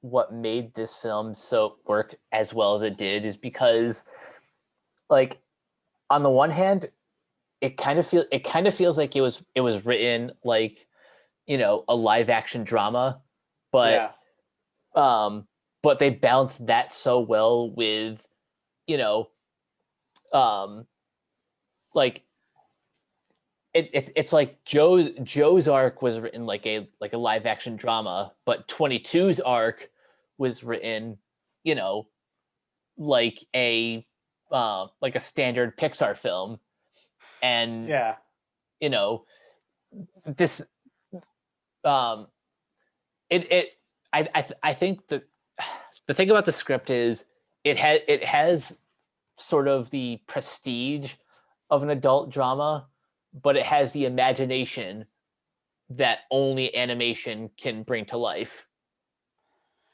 yeah. And there were just some great moments. Like I love when Joe asks the wiry frame mentor, uh, saying like, "Hey, so what was 22's spark?" And it's like, "What?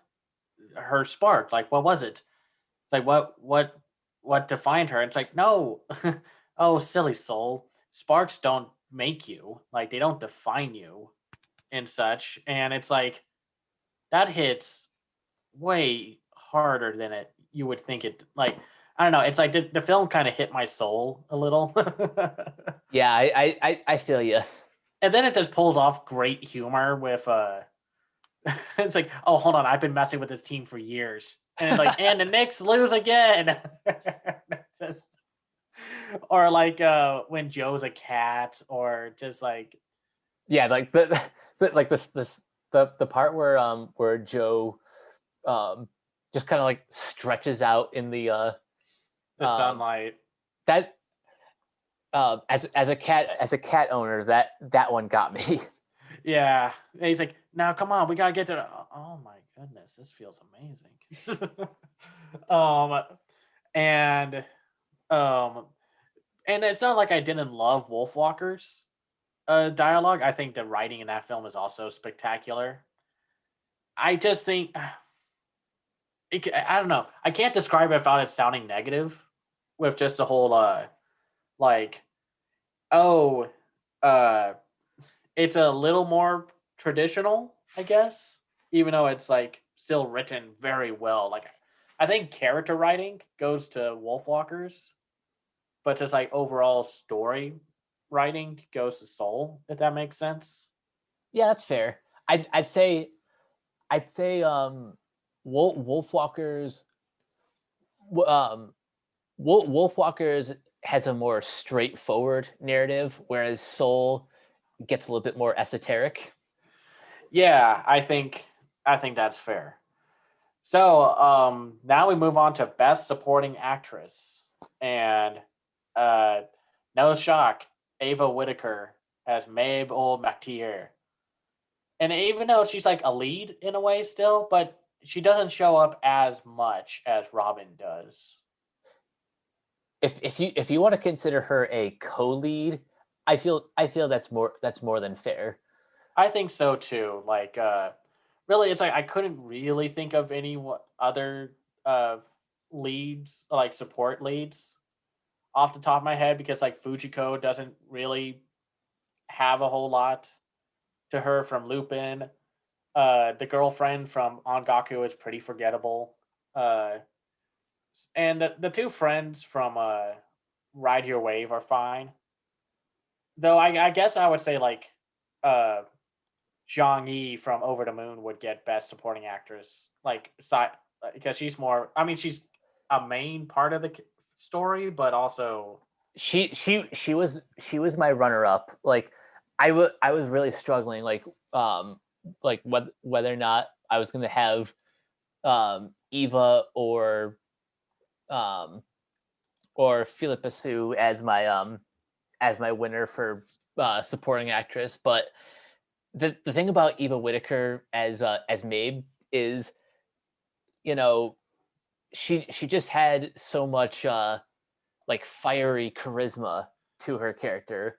And I know that's kind of to be expected because like well, she's a she's a werewolf, but like a different kind of werewolf. yeah, and um and but yeah, yeah, no, I think that's pretty fair. Now for Best Supporting Actor, you go first. For best supporting actor, I chose Sean Bean as the father of the main protagonist from Wolfwalkers. He plays Bill Goodfellow, and it's funny. Sean Bean is in this movie. He's playing the role that would have normally gone to Brendan Gleeson. Right. Um, like if you watch the entire Irish folklore trilogy back to back, you would think that all of those characters are like are basically the same thing. But the fact that Sean Bean still, he still gives he still like gives enough of like his own take on that archetype. Um, it's it's just a nice like a nice it's a nice role for him, and he didn't have to die. That's what I was going to say. It's like, oh man, yeah. He's like, you will give me a role, and I'm not going to die. God dang it. Yeah, no, I gave him this. He was my choice also. I was trying to think of some other good male performances. Like I think, oh, what's his name? He's the little brother in Over the Moon. Oh, I know, shoot, I know his name. Let's see, Chin. Like I thought he was pretty good just because I liked his dialogue. mhm. Um, I might have also given it to Ken Jeong's character from Over the Moon as well, yeah, because even though you think that kind of character would be annoying, um, he he delivers some pretty poignant lines of dialogue as the film progresses. yeah, and like, yeah, no, but yeah, there weren't that many. I liked, uh, uh, I don't know. I'm trying to think like of some of the more other male supporting characters, like but there weren't that many, or there weren't many that I would consider support role. Like maybe, I mean, if you want to stretch it, Jigen as Richard Epcar as Jigen from Lupin the Third to First, Huh. um, because he's kind of supporting, and I just love his line when he captures Fujiko and the girl, and then he intentionally moves out of the way for Lupin, and he's like, "Sorry, I had my hands full." um, but yeah, no, Robin. I mean, what? I'm sorry. What's the dad's name in Wolfwalkers? Bill. Bill. Got my choice. Now for best female lead, I know we kind of tied for this, and there were a few good ones too. Like I was going to choose. Let's see, what's her name? Kathy Yang as Fei Fei. So Ooh, I thought that's a good one. that she's a runner up, and then for Ride Your Wave, I was going to say what's her name? Merritt Layton as Hinako was also really good, just because of like she had to deal with love, loss, and learning to move on.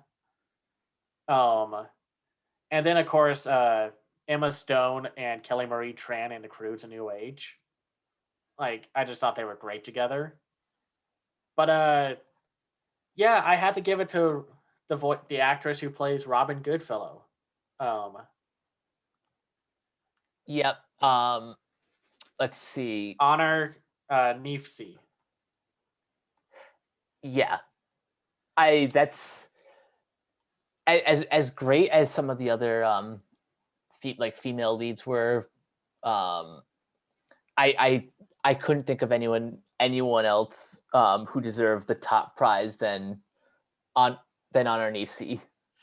Yeah, no, I thought she's really good in Wolfwalkers. Just the best, uh, the best like individual like in that film. Well, the best lead performance of that film. And but now, yeah, let's move on. So we now have the last of the acting categories: best male lead, and this was a tough one too because I loved Tony Oliver as Lupin, and he just never skips a beat. Um, I like Tom Holland and Chris Pratt in Onward. Nicolas Cage was great in Cruise: A New Age. Will Forte was pretty okay, or was good. I'll say he's better than his performance in Shaggy. Easily. Um, Easily as the lead from the Willoughbys. But yeah, I have to give it to Joe Carpenter, Jamie Foxx for Um, Soul. yeah, Joe. I I'm not sure if I'm ready to say this. Screw it. I think Joe Gardner is one of Pixar's best protagonists in at least in the past decade. Yeah, I agree. And Jamie Foxx is just a good actor, and I really enjoyed his performance. And again, he has to go through so many different emotions, and he pulls them off very well. Yeah, like he doesn't play the character too over the top. Um, there's a lot of subtlety that he brings to the role, and if if if this is like one of his few voice acting credits, I think um he did an incredible job. Yeah, yeah, and and I just love his interaction with the barber in Soul, and I like. I mean, granted, I know Tina Fey took over a lot of that, but but still, well, not actually. Screw that. His best scene was when he's talking to his mother, and just feeling like he's telling her, it's just like, if I don't get this chance, I feel like I'll live with regret, and just that talking moment. But yeah, and I also give a shout out to what's his name? Let's see, uh, Donnell Rawlings as Dez for best supporting actor. Ooh, good choice. Yeah, because that barber scene, that the barbershop sequence is just one of the key moments in the whole story. And um and then just like I said, Jamie Foxx did probably one of his best performances with when Joe talked to his mom about doing the jazz performance Mm-hmm. and such. And yeah, it's just perfect. So we now move on to a fun one because I think uh, this is a fun category to have. The best use of multiple styles of animation. And I have I have two that tied. I think the nose and Over the Moon, because Over the Moon has those gorgeous 2D sequences. Uh, Um, yeah, I actually kind of forgot about that opening sequence in Over the Moon, which um, yeah, that opening sequence is incredible. But the one that has been on my mind ever since I saw it, and I hope I can find it again on one of the various streaming services. Um, no, I don't think I've ever seen a film as um like distinct yeah, as as distinct and ambitious as The Nose. yeah, with its mix of like 2D hand drawn animation and it's like puppet like animation.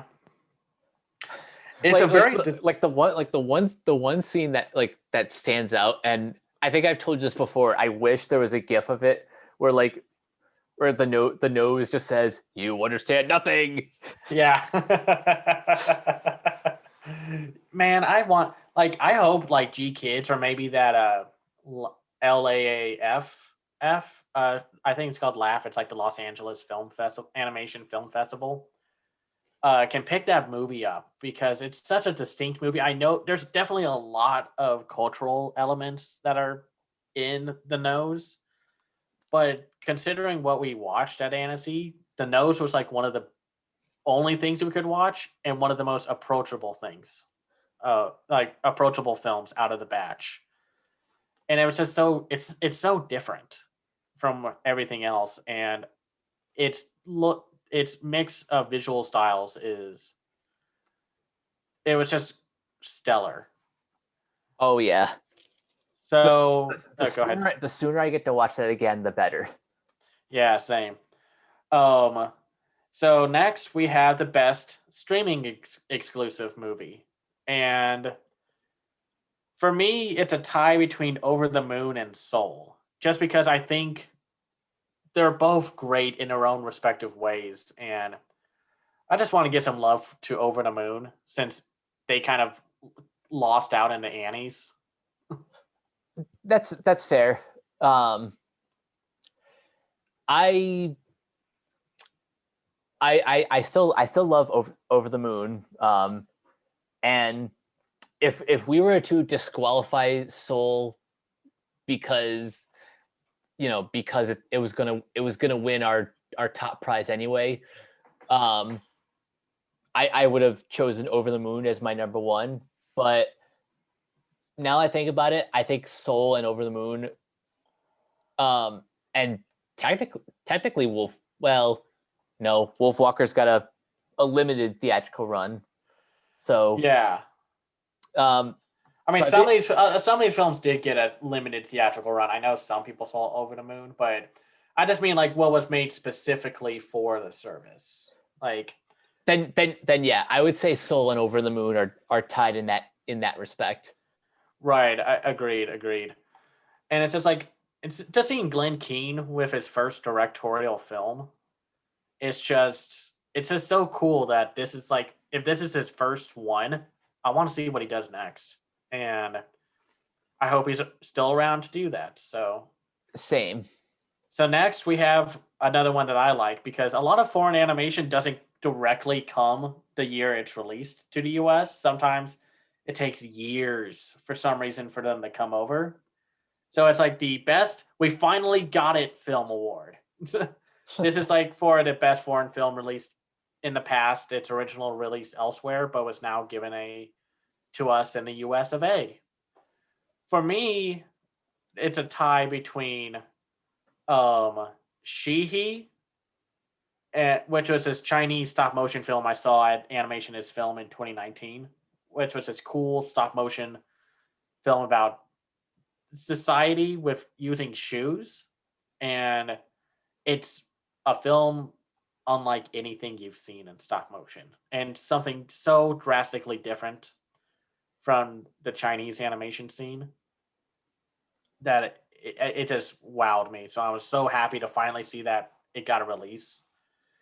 And then finally, we got Animal Crackers. And I know it's not technically After how many years of waiting?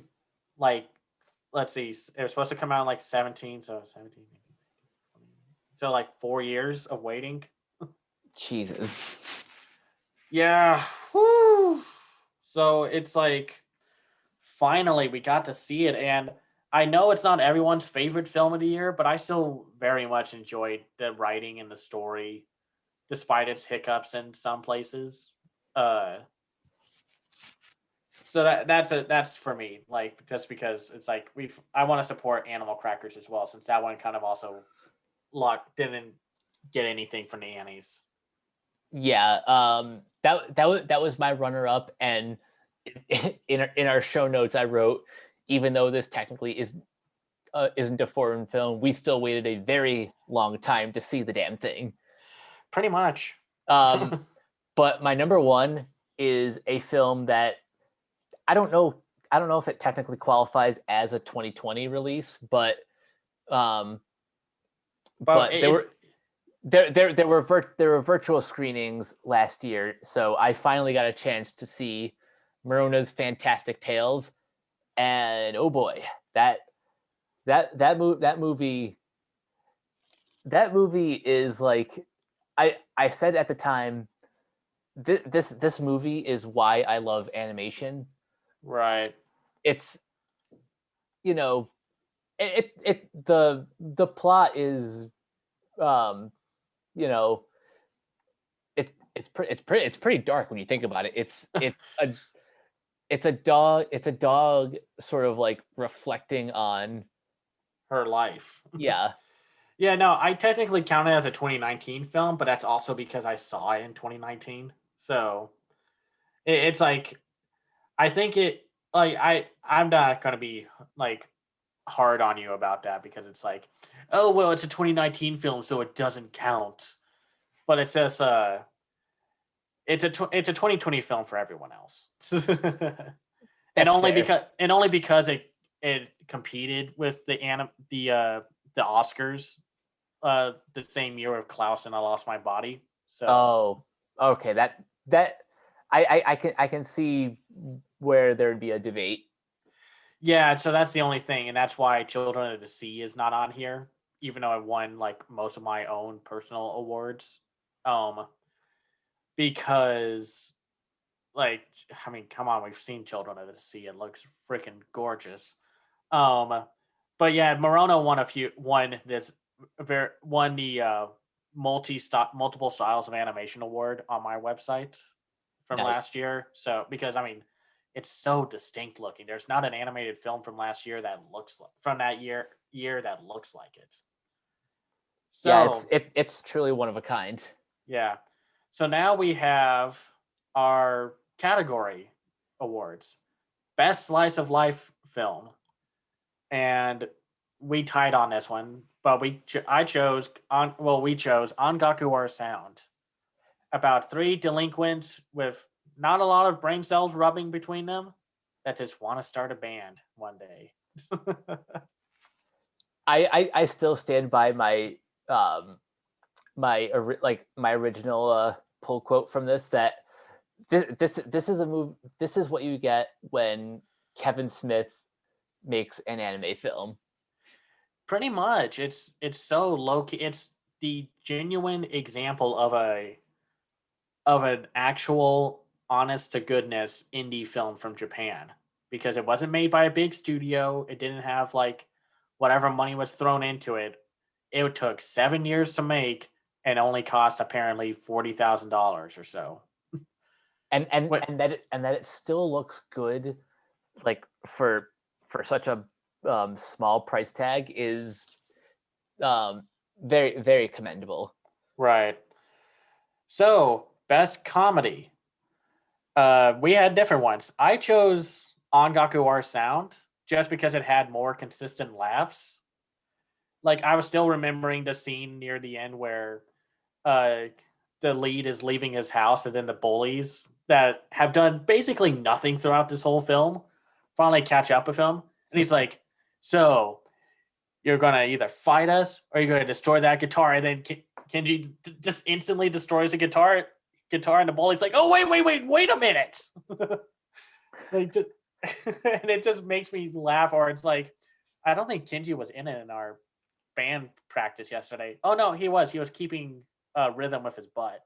And or when they're walking down to go beat up some kids at a different school, just one of the kids is like, one guy, Kenji's gang is like, "Hey, do you know where this school is? No. Do you know where it is? No." I think I need to rewatch Angaku R Sound again, because it feels like that's one of those movies that, you know, as you watch on repeat, you'll pick up on more of the jokes. For the record, that's my runner up, but my choice, purely because of its high concept, and also just WTF everything, Old Man the movie. I almost went with that one. Um I didn't go with this one just because there were a few jokes. I was just like, I'm not a huge fan of those I get it. kind of jokes. There's a few kind of like gross out moments that we didn't really need, but I think But just I think it's just so on the out whole, there. yeah, on it's it's kind of it has like the, I don't know, it's a very Russian movie, but it's one of It's a, it's one of those movies where if I try to describe it to someone who is not really like familiar with foreign animation, yeah. like they wouldn't believe what I was describing. And to be clear, this film is from Estonia, which is a country in Northern Europe. So it's not fully in Russia. Oh, So right. That's that's an important distinction. yeah, but I no, but the comedy is so funny. Like how this one town thinks this milk is like the milk of the gods, the blood of Jesus, and or it's like there's little lines like the little kid clapping his hands, being like, "Yay, death!" and or it's just like the worst thing to ever happen to the world, hippies, or just a high concept of like you better milk this cow or it'll cause a nuclear explosion, and it's like, I'm sorry, what? No, it's I understand. It's so bonkers. And just like the nose, I need this movie to be released in some form or another. Yeah, no, I hope it gets some kind of US release. I don't care if it's like Kino Lorber, Lieber or Lorber. I forgot how you say that distributor's name. Just because it's like it played at Fantastic Fest in the US, but who knows how many people who actually knew or watched that movie. So let's move on to best drama. And we're not going to spend too much time on here because it's just like it's the same two that are taking home most of the big awards. Soul and Wolfwalkers were my choice, just because their drama is so distinct and different, and it still hits hard. Like we said with Soul, there's a scene where Joe talks to his mom, and then with Wolfwalkers, there's a scene where I think sums it up the best. Besides the the multiple scenes with the two girls, it's the scene where Robin and her dad, that Robin's just like, why are you so afraid? Or like, why won't you let me do this? And he's like, because I'm afraid. And I'm afraid to know of what might happen to you if something happens to me. And it's just, they're both good. They're dramas in some degree. So that's why I chose those two. So Yeah, I basically echo everything you said. One more time, I'll repeat this. The reason why Soul is my number one is because um like it feels like half of this script was written as a contemporary adult drama, but that it that it so seamlessly blends like you know the more animated elements. um it just has it just feels like a all together it feels like a special package. And right. as for Wolfwalkers, um I think the one like dramatic scene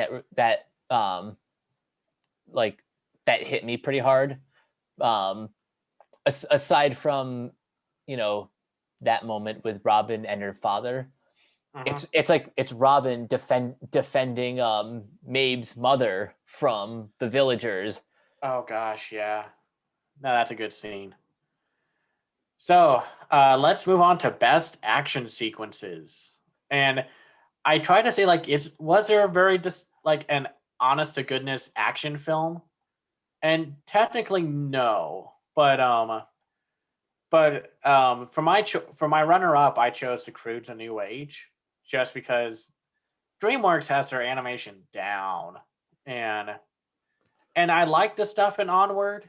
If only it had some more consistency with how it worked, because a lot of people like to bring up in Onward, it's like, so you need to say all these things before you said the magic word, but then later on you just say the magic word. So I almost chose like Onward as an honorable mention because the like that magic fight in like in the climax yeah, is like I it's I I good. yeah, I think that magic fight is probably better than anything we've seen in Harry Potter, which usually those battles are just like two people standing there waving their wands at each other. This yeah. This had a little bit more energy to it. Yeah. Um, but my real runner up is, because I'm the DC stan.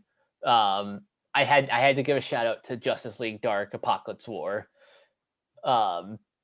which is like, it's the last film of the sort of New 52 era. So of course they were going to have all their characters from all the previous films coming together, right, for this like huge bombastic R-rated R-rated final showdown. But of course the number one had to be Lupin the Third, the first, because we're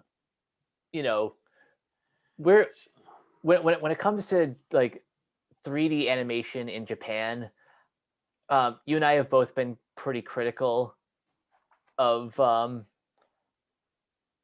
their previous efforts, right. But I think this movie is where it looks the best. I agreed. I think Lupin the Third's my official choice, and another runner-up I had was Animal Crackers because of that climax with the. That was my other honorable mention too. And the same with like the Superman film, so I didn't want to go the DC route just because it's like, oh, obviously I kind of like finding the lesser known ones, and that like there are good action set pieces in Wolfwalkers, but I wouldn't call it an action film. But yeah, Lupin the Third. I mean, there's the car chase, there's the heist at the beginning, there's the skydiving sequence, there's the breaking into the temple, and there's like really good action set pieces. Now, best music. My choices are for Soul and Ongaku. Angaku was one of my honorable mentions, because I do think the music is, well, I think the music gets good in during that third act. Yeah. But my choices were Soul number one. That's obvious. But the other one was Over the Moon. It's Glenn Keane's directorial debut, and you know that he's a Disney alumni, so there's going to be a musical element to this film, and there's one song in particular that I literally had on repeat for like a solid month after I watched the movie. It's Philippa Sue's solo number. Ultra Luminary.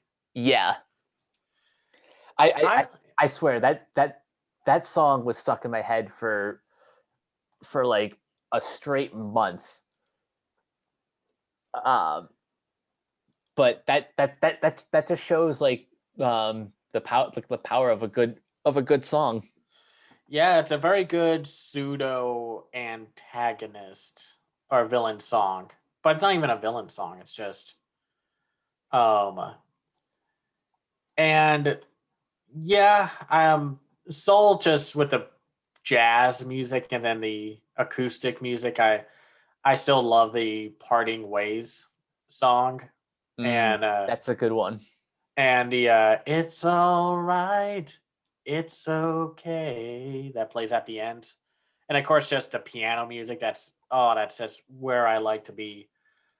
I think Over the Moon was a runner-up for me.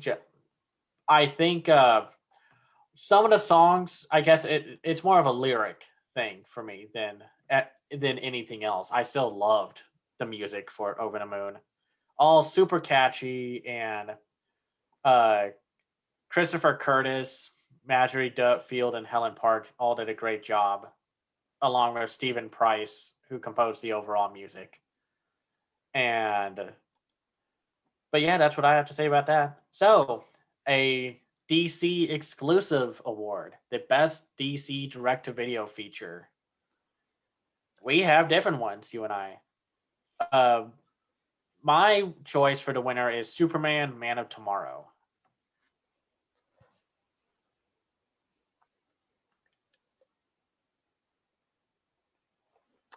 Um, yeah, Man of Tomorrow was good. But I think mine was Justice League Dark Apocalypse War. I think if I wasn't so like hit and miss with the modern DC animated universe, I would have chosen that. I also just can't help but intentionally laugh at the beginning of the film, where it's like Superman's like, "We're gonna go to Apocalypse, we're gonna take down Darkseid," and of course, everyone on Renegade pop culture kind of knows my joke about this.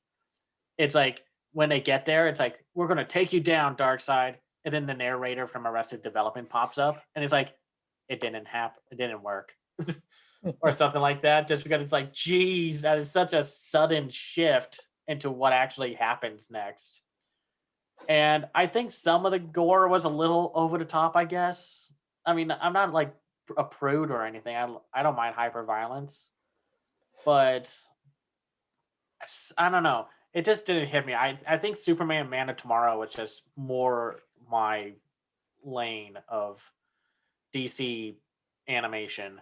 And I just like the story more. I like the characters. I love the voice acting. The guy who Oh, yeah. plays the guy who plays Pa Kent has probably one of my favorite performances. Um, by the way, that's the janitor from Scrubs. Yeah. Let's see, where is it? Jonathan Kent, Neil Flynn.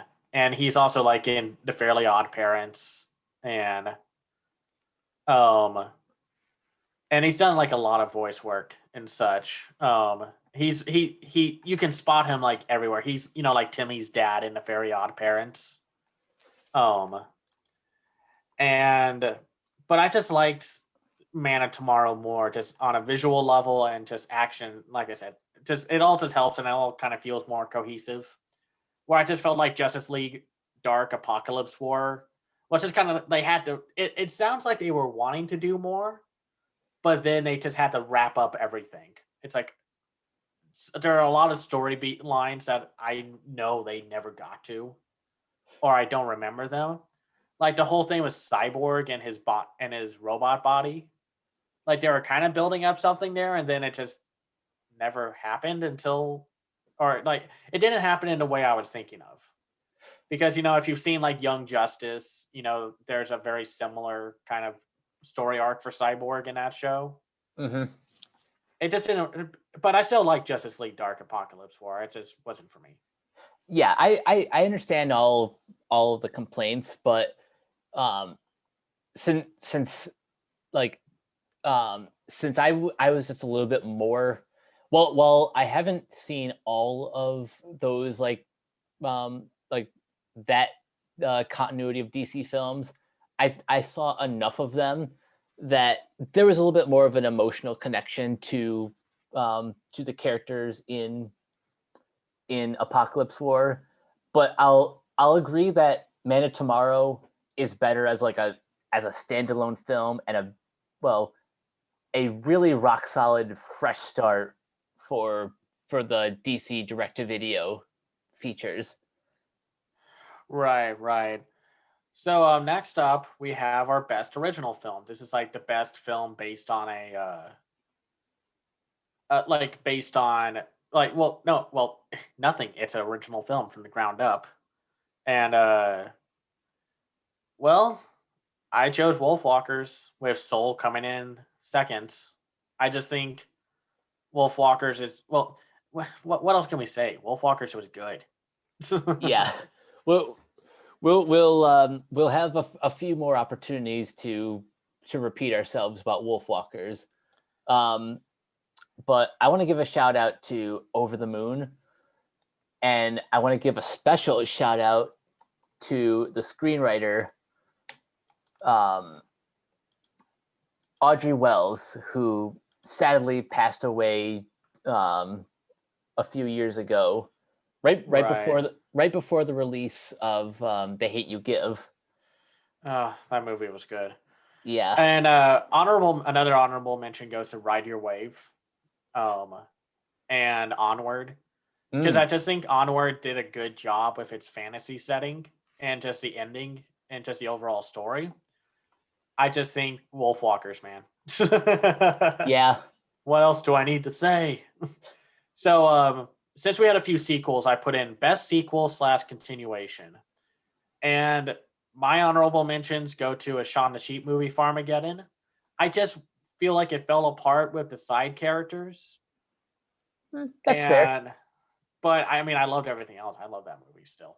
But my winner goes to The Crew to New Age, just because it just, I don't know, something, I don't know. I don't know if I was just like, I don't know if I want to see a sequel to this, but then I sat down and watched it, and it was just like, oh my goodness, I love this movie.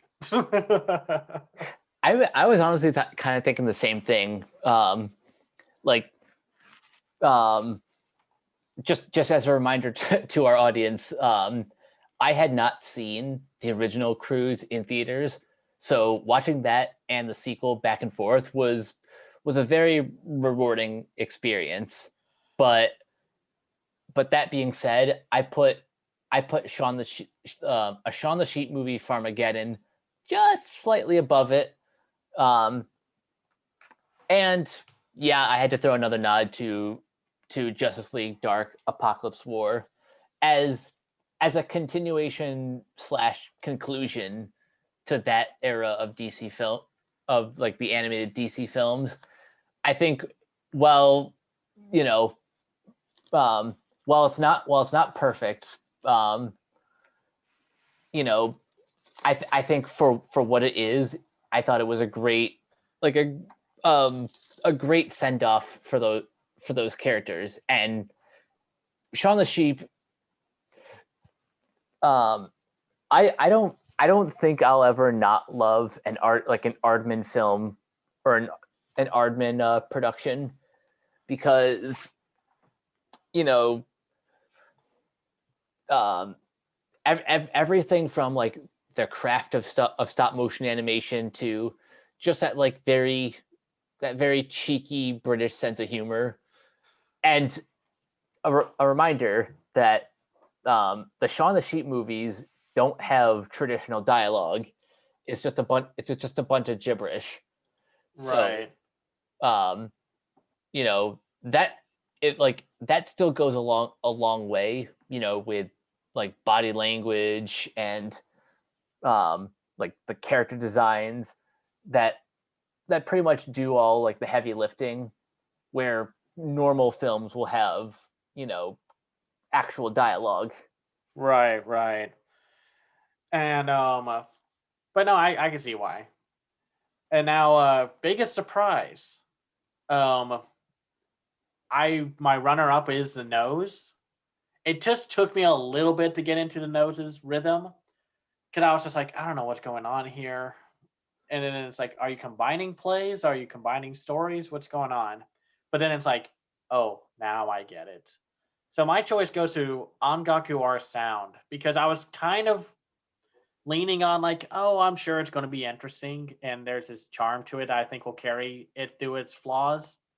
But then it's just like, I love this movie. Like, but that was just for me. Um, on Gaku are sound. I like that. I was debating what to put on this one, because there were so many options. Um, like I might have even put Animal Crackers as a surprise, because you know, as much as you and I were like um Looking forward to it. yeah, as much as we were anticipating this movie, um I still didn't even think it was going to be like as good as it was. um but the two that I had to pick were The Nose, pretty much for the reason that you said. I had no idea what to expect. Yeah. um then like The Nose and Morona's Fantastic Tales. um two films that you know, like I said, they are kind of the reason why I love animation, because they know no limits. Right. Like the only limits are um the imagination of like the writers, the directors, the animators, everyone who worked on these. Yeah, yeah. So next up and I think the most unique. Well, this might kind of be something similar to like the best film to use different kinds of animation, but I think it's different enough from the this one. I call it the most unique animation, and to me, the nose was the runner up. And I've seen on Gakuar Sound style where it's mostly rotoscoped, um, and you can tell it's rotoscope, but it still looks great. So I chose the Willoughbys just because it has this super vibrant um, stop motion CGI style to it that just looks really cool, and it's still and just the lighting and the scene setups and sequences. It was just something very cool. Like I just love the visual look of the film. Um, yeah, the Willoughbys is one of my honorable mentions. I think the only reason it's not my number one is because this isn't really the first time that we've seen CGI mimic stop motion. Even though I think the character designs are fantastic. Mm-hmm. Um, No, I get you. but I had to put the nose as my number one because um We've said it. yeah, I like it like you guys in the audience have no idea how much it hurts me that like I can't watch this film again because it like this movie has just been on my mind ever since I first saw it. Um, just just the image of the nose is is something that I can't get out of my head. Yeah, no, it's so distinct. And Russia has a very productive and fruitful animation history. So it was like nice to see something from at Annecy from there, along with that one film. I forgot what it was called, but the studio that made it shut down recently. Oh yeah. Uh, yeah, you'll have to go back to some of the earlier episodes. So best CGI animation for me, it's Soul, and just because it's the textures and just the polish of the designs and the looks of everything. Like nothing feels incohesive. Like it's all consistent within the art style, and just really the hair details. Like what pay everything to your animators, Pixar and Disney. Just the level of detail that went into some of those like moments, like the barbershop scene, Mm-hmm. is so impressive to me. And the Willoughbys are runner up because of its vibrant color palette. Like I think my favorite scene is still when all the Willoughby kids are walking past a rainbow wall, and it's just the cat with the cat and the umbrella in the background. Just like it just looks great. Another quarter in the jar for saying it looks great. Um, and but that's just for me for best CGI. And yeah, Um, I get it, man. The Willoughbys, um, even like some of the textures on those characters, like the sweater that the Barnaby twins keep passing to each other. Little details like that are like do not go unnoticed. Um, but for me, like the best CGI animation obviously comes from Soul, which we've spoken ad nauseum about how much we love that movie. Um, but my runner up was Over the Moon. Um, and a lot of that comes from the vibrant like neon colors in like once the lead character actually lands on the I don't want to call it the moon planet Yeah. because the moon's not a planet. Um, but like once she actually lands on the moon and she's like, and she gets this, um, she gets a lay of the land. Like that's some of the most like vibrant colors I've seen um, in an animated movie, especially one that's set in space. Yeah, no, and it was my runner up just because I don't know. I wish there was a little more of that moon stuff, like or like I don't know. I'm not saying like the CGI looks bad. It still looked great. I mean, come on, it's Pearl Studios and then Netflix and Glenn Keane and the art team that worked on it. Um, but I don't know. I still like giving out the support for uh stuff like the Willoughbys and such. Now, no shock of the century, the best 2D animation goes to Wolfwalkers. Yeah, I mean, Ru- what more can we say? yeah, Except I I don't know like if there's um if you can find any behind the scenes clips like floating around on YouTube, um like give those a watch and then go watch the movie. right. But if you want to see some of like the intricacies of like how the sausage is made, definitely seek out some behind the scenes clips because um like the process of how Wolfwalkers came together is every bit as fascinating as the film itself.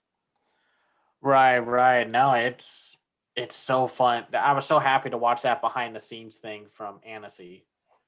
And I hope we get some kind of Blu-ray release. I know it's on Apple service, but I'd like a Blu-ray, please, G kids. Um, so we now get to the final two. First off, best foreign feature. For me, it's Ride Your Wave. like I was trying to debate, does Wolfwalkers count because it's from, not from the US and such. But it was also made for specifically for Apple Plus, so I consider it a mainstream film. That's but it was tough because you can split hairs with this kind of topic. Yeah, I know. I get that. Um, I've 2020 was the year that I declared myself a Masaki Yuasa stan. So of course that was going to be my number one. But I also wanted to give a shout out to Morona's Fantastic Tales, and I don't know, I don't know if that's available to watch. Uh, oh, Morona? okay, okay. Apparently it's on Hulu, um, Sling TV, Stars, and you can rent it for $3.99 on YouTube. So it's not like it's completely inaccessible. Um, if you're curious to check it out. Well, you can own it on Blu-ray and such also. So, Yeah, um, like I said, if you want to watch it, the options are there. right, right. So for me, like, just Masaki Yuasa, man, just he's so good. I love this drama, and it's so nice to see a romance anime where the characters actually spend time as a couple and Mm-hmm. such. And this is what I like about Wolf Children from Mamoru Hosoda, because it's like a lot of times a lot of bad drama romance dramas are like, oh, here's the 1 minute that we get together, one of them dies. and Mm. then but Ride Your Wave is different from that. So overall, Mike, what is the best mainstream film of ours? To me, I mean, it's obvious who it's going to be for us. But since 2020 was just a heck of a year, it's a tie. I'm not doing any runner-ups. It's a tie between Wolfwalkers and Soul. Yeah. Yeah. And if you're going to complain about that, well, it's our award show thing. So, and look back. So, You know what? Let me ask you something.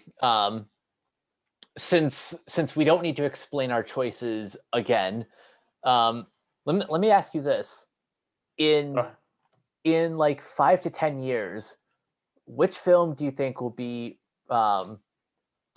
which film do you think will be remembered more fondly? That's tough. I think Wolfwalkers, just because it's a bit more straightforward and its 2D animation is just amazing to look at.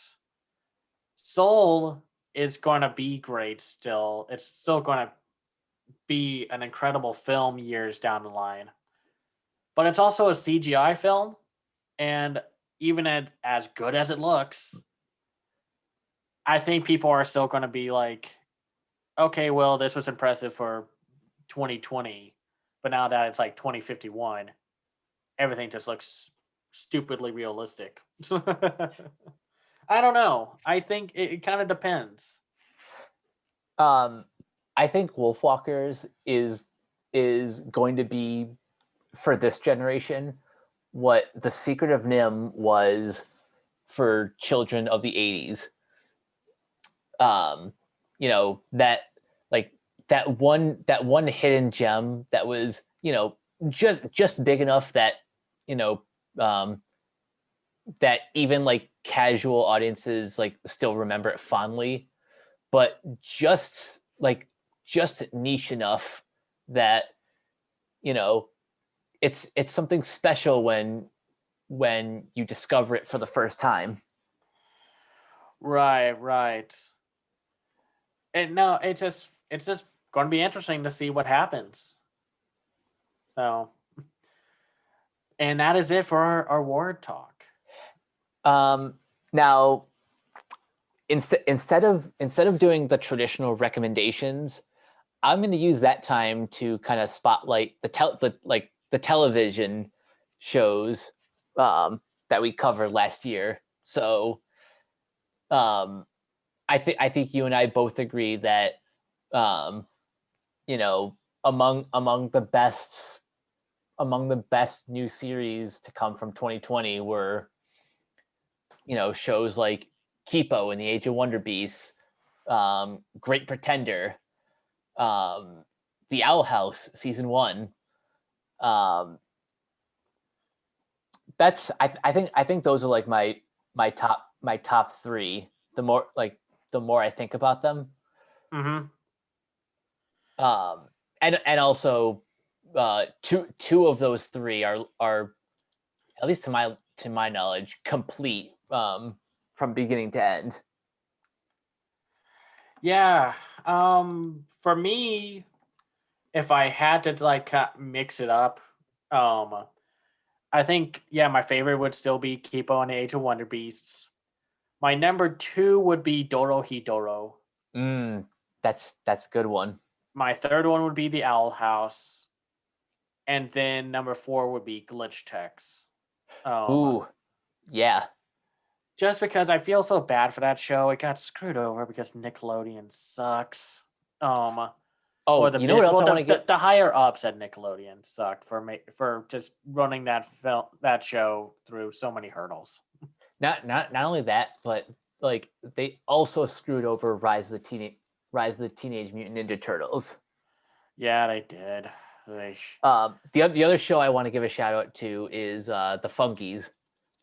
Oh man, that show is so good. It's And close enough. It's so and close enough. Yeah, but back to the Fungies. The Funkies just has a very laid back attitude. It's it's certainly one of those like just one of those feel good shows that they do teach good morals, but it's also just really subtle. Like the humor is very subtle and subtle and just like the jokes sneak up on you. Yeah. No, yeah, and I was just happy that Close Enough finally came out last year, and it was as good as it was when it was just kind of stuck in release limbo for ages. And then of course, The Great Pretender was just a great action heist show with amazing characters, and really, it was a really strong year for cartoons in 2020. Like with really the worst one being Hoops, and But we don't have to talk about that one ever again. no, we don't. No, we don't. And then it's like there were a few surprises. Like It's Pony was a charming little show from Nickelodeon that I hope more people watch. And Central Park is a lot of fun for a musical show. And of course, then we had Animaniacs and Looney Tunes come back in the same year, and they brought back their distinct comedy chops. Mm-hmm. And it was just good. I would recommend some anime, but I'm going to keep that for the next episode. So yeah, we'll be back in a couple. May. Yeah.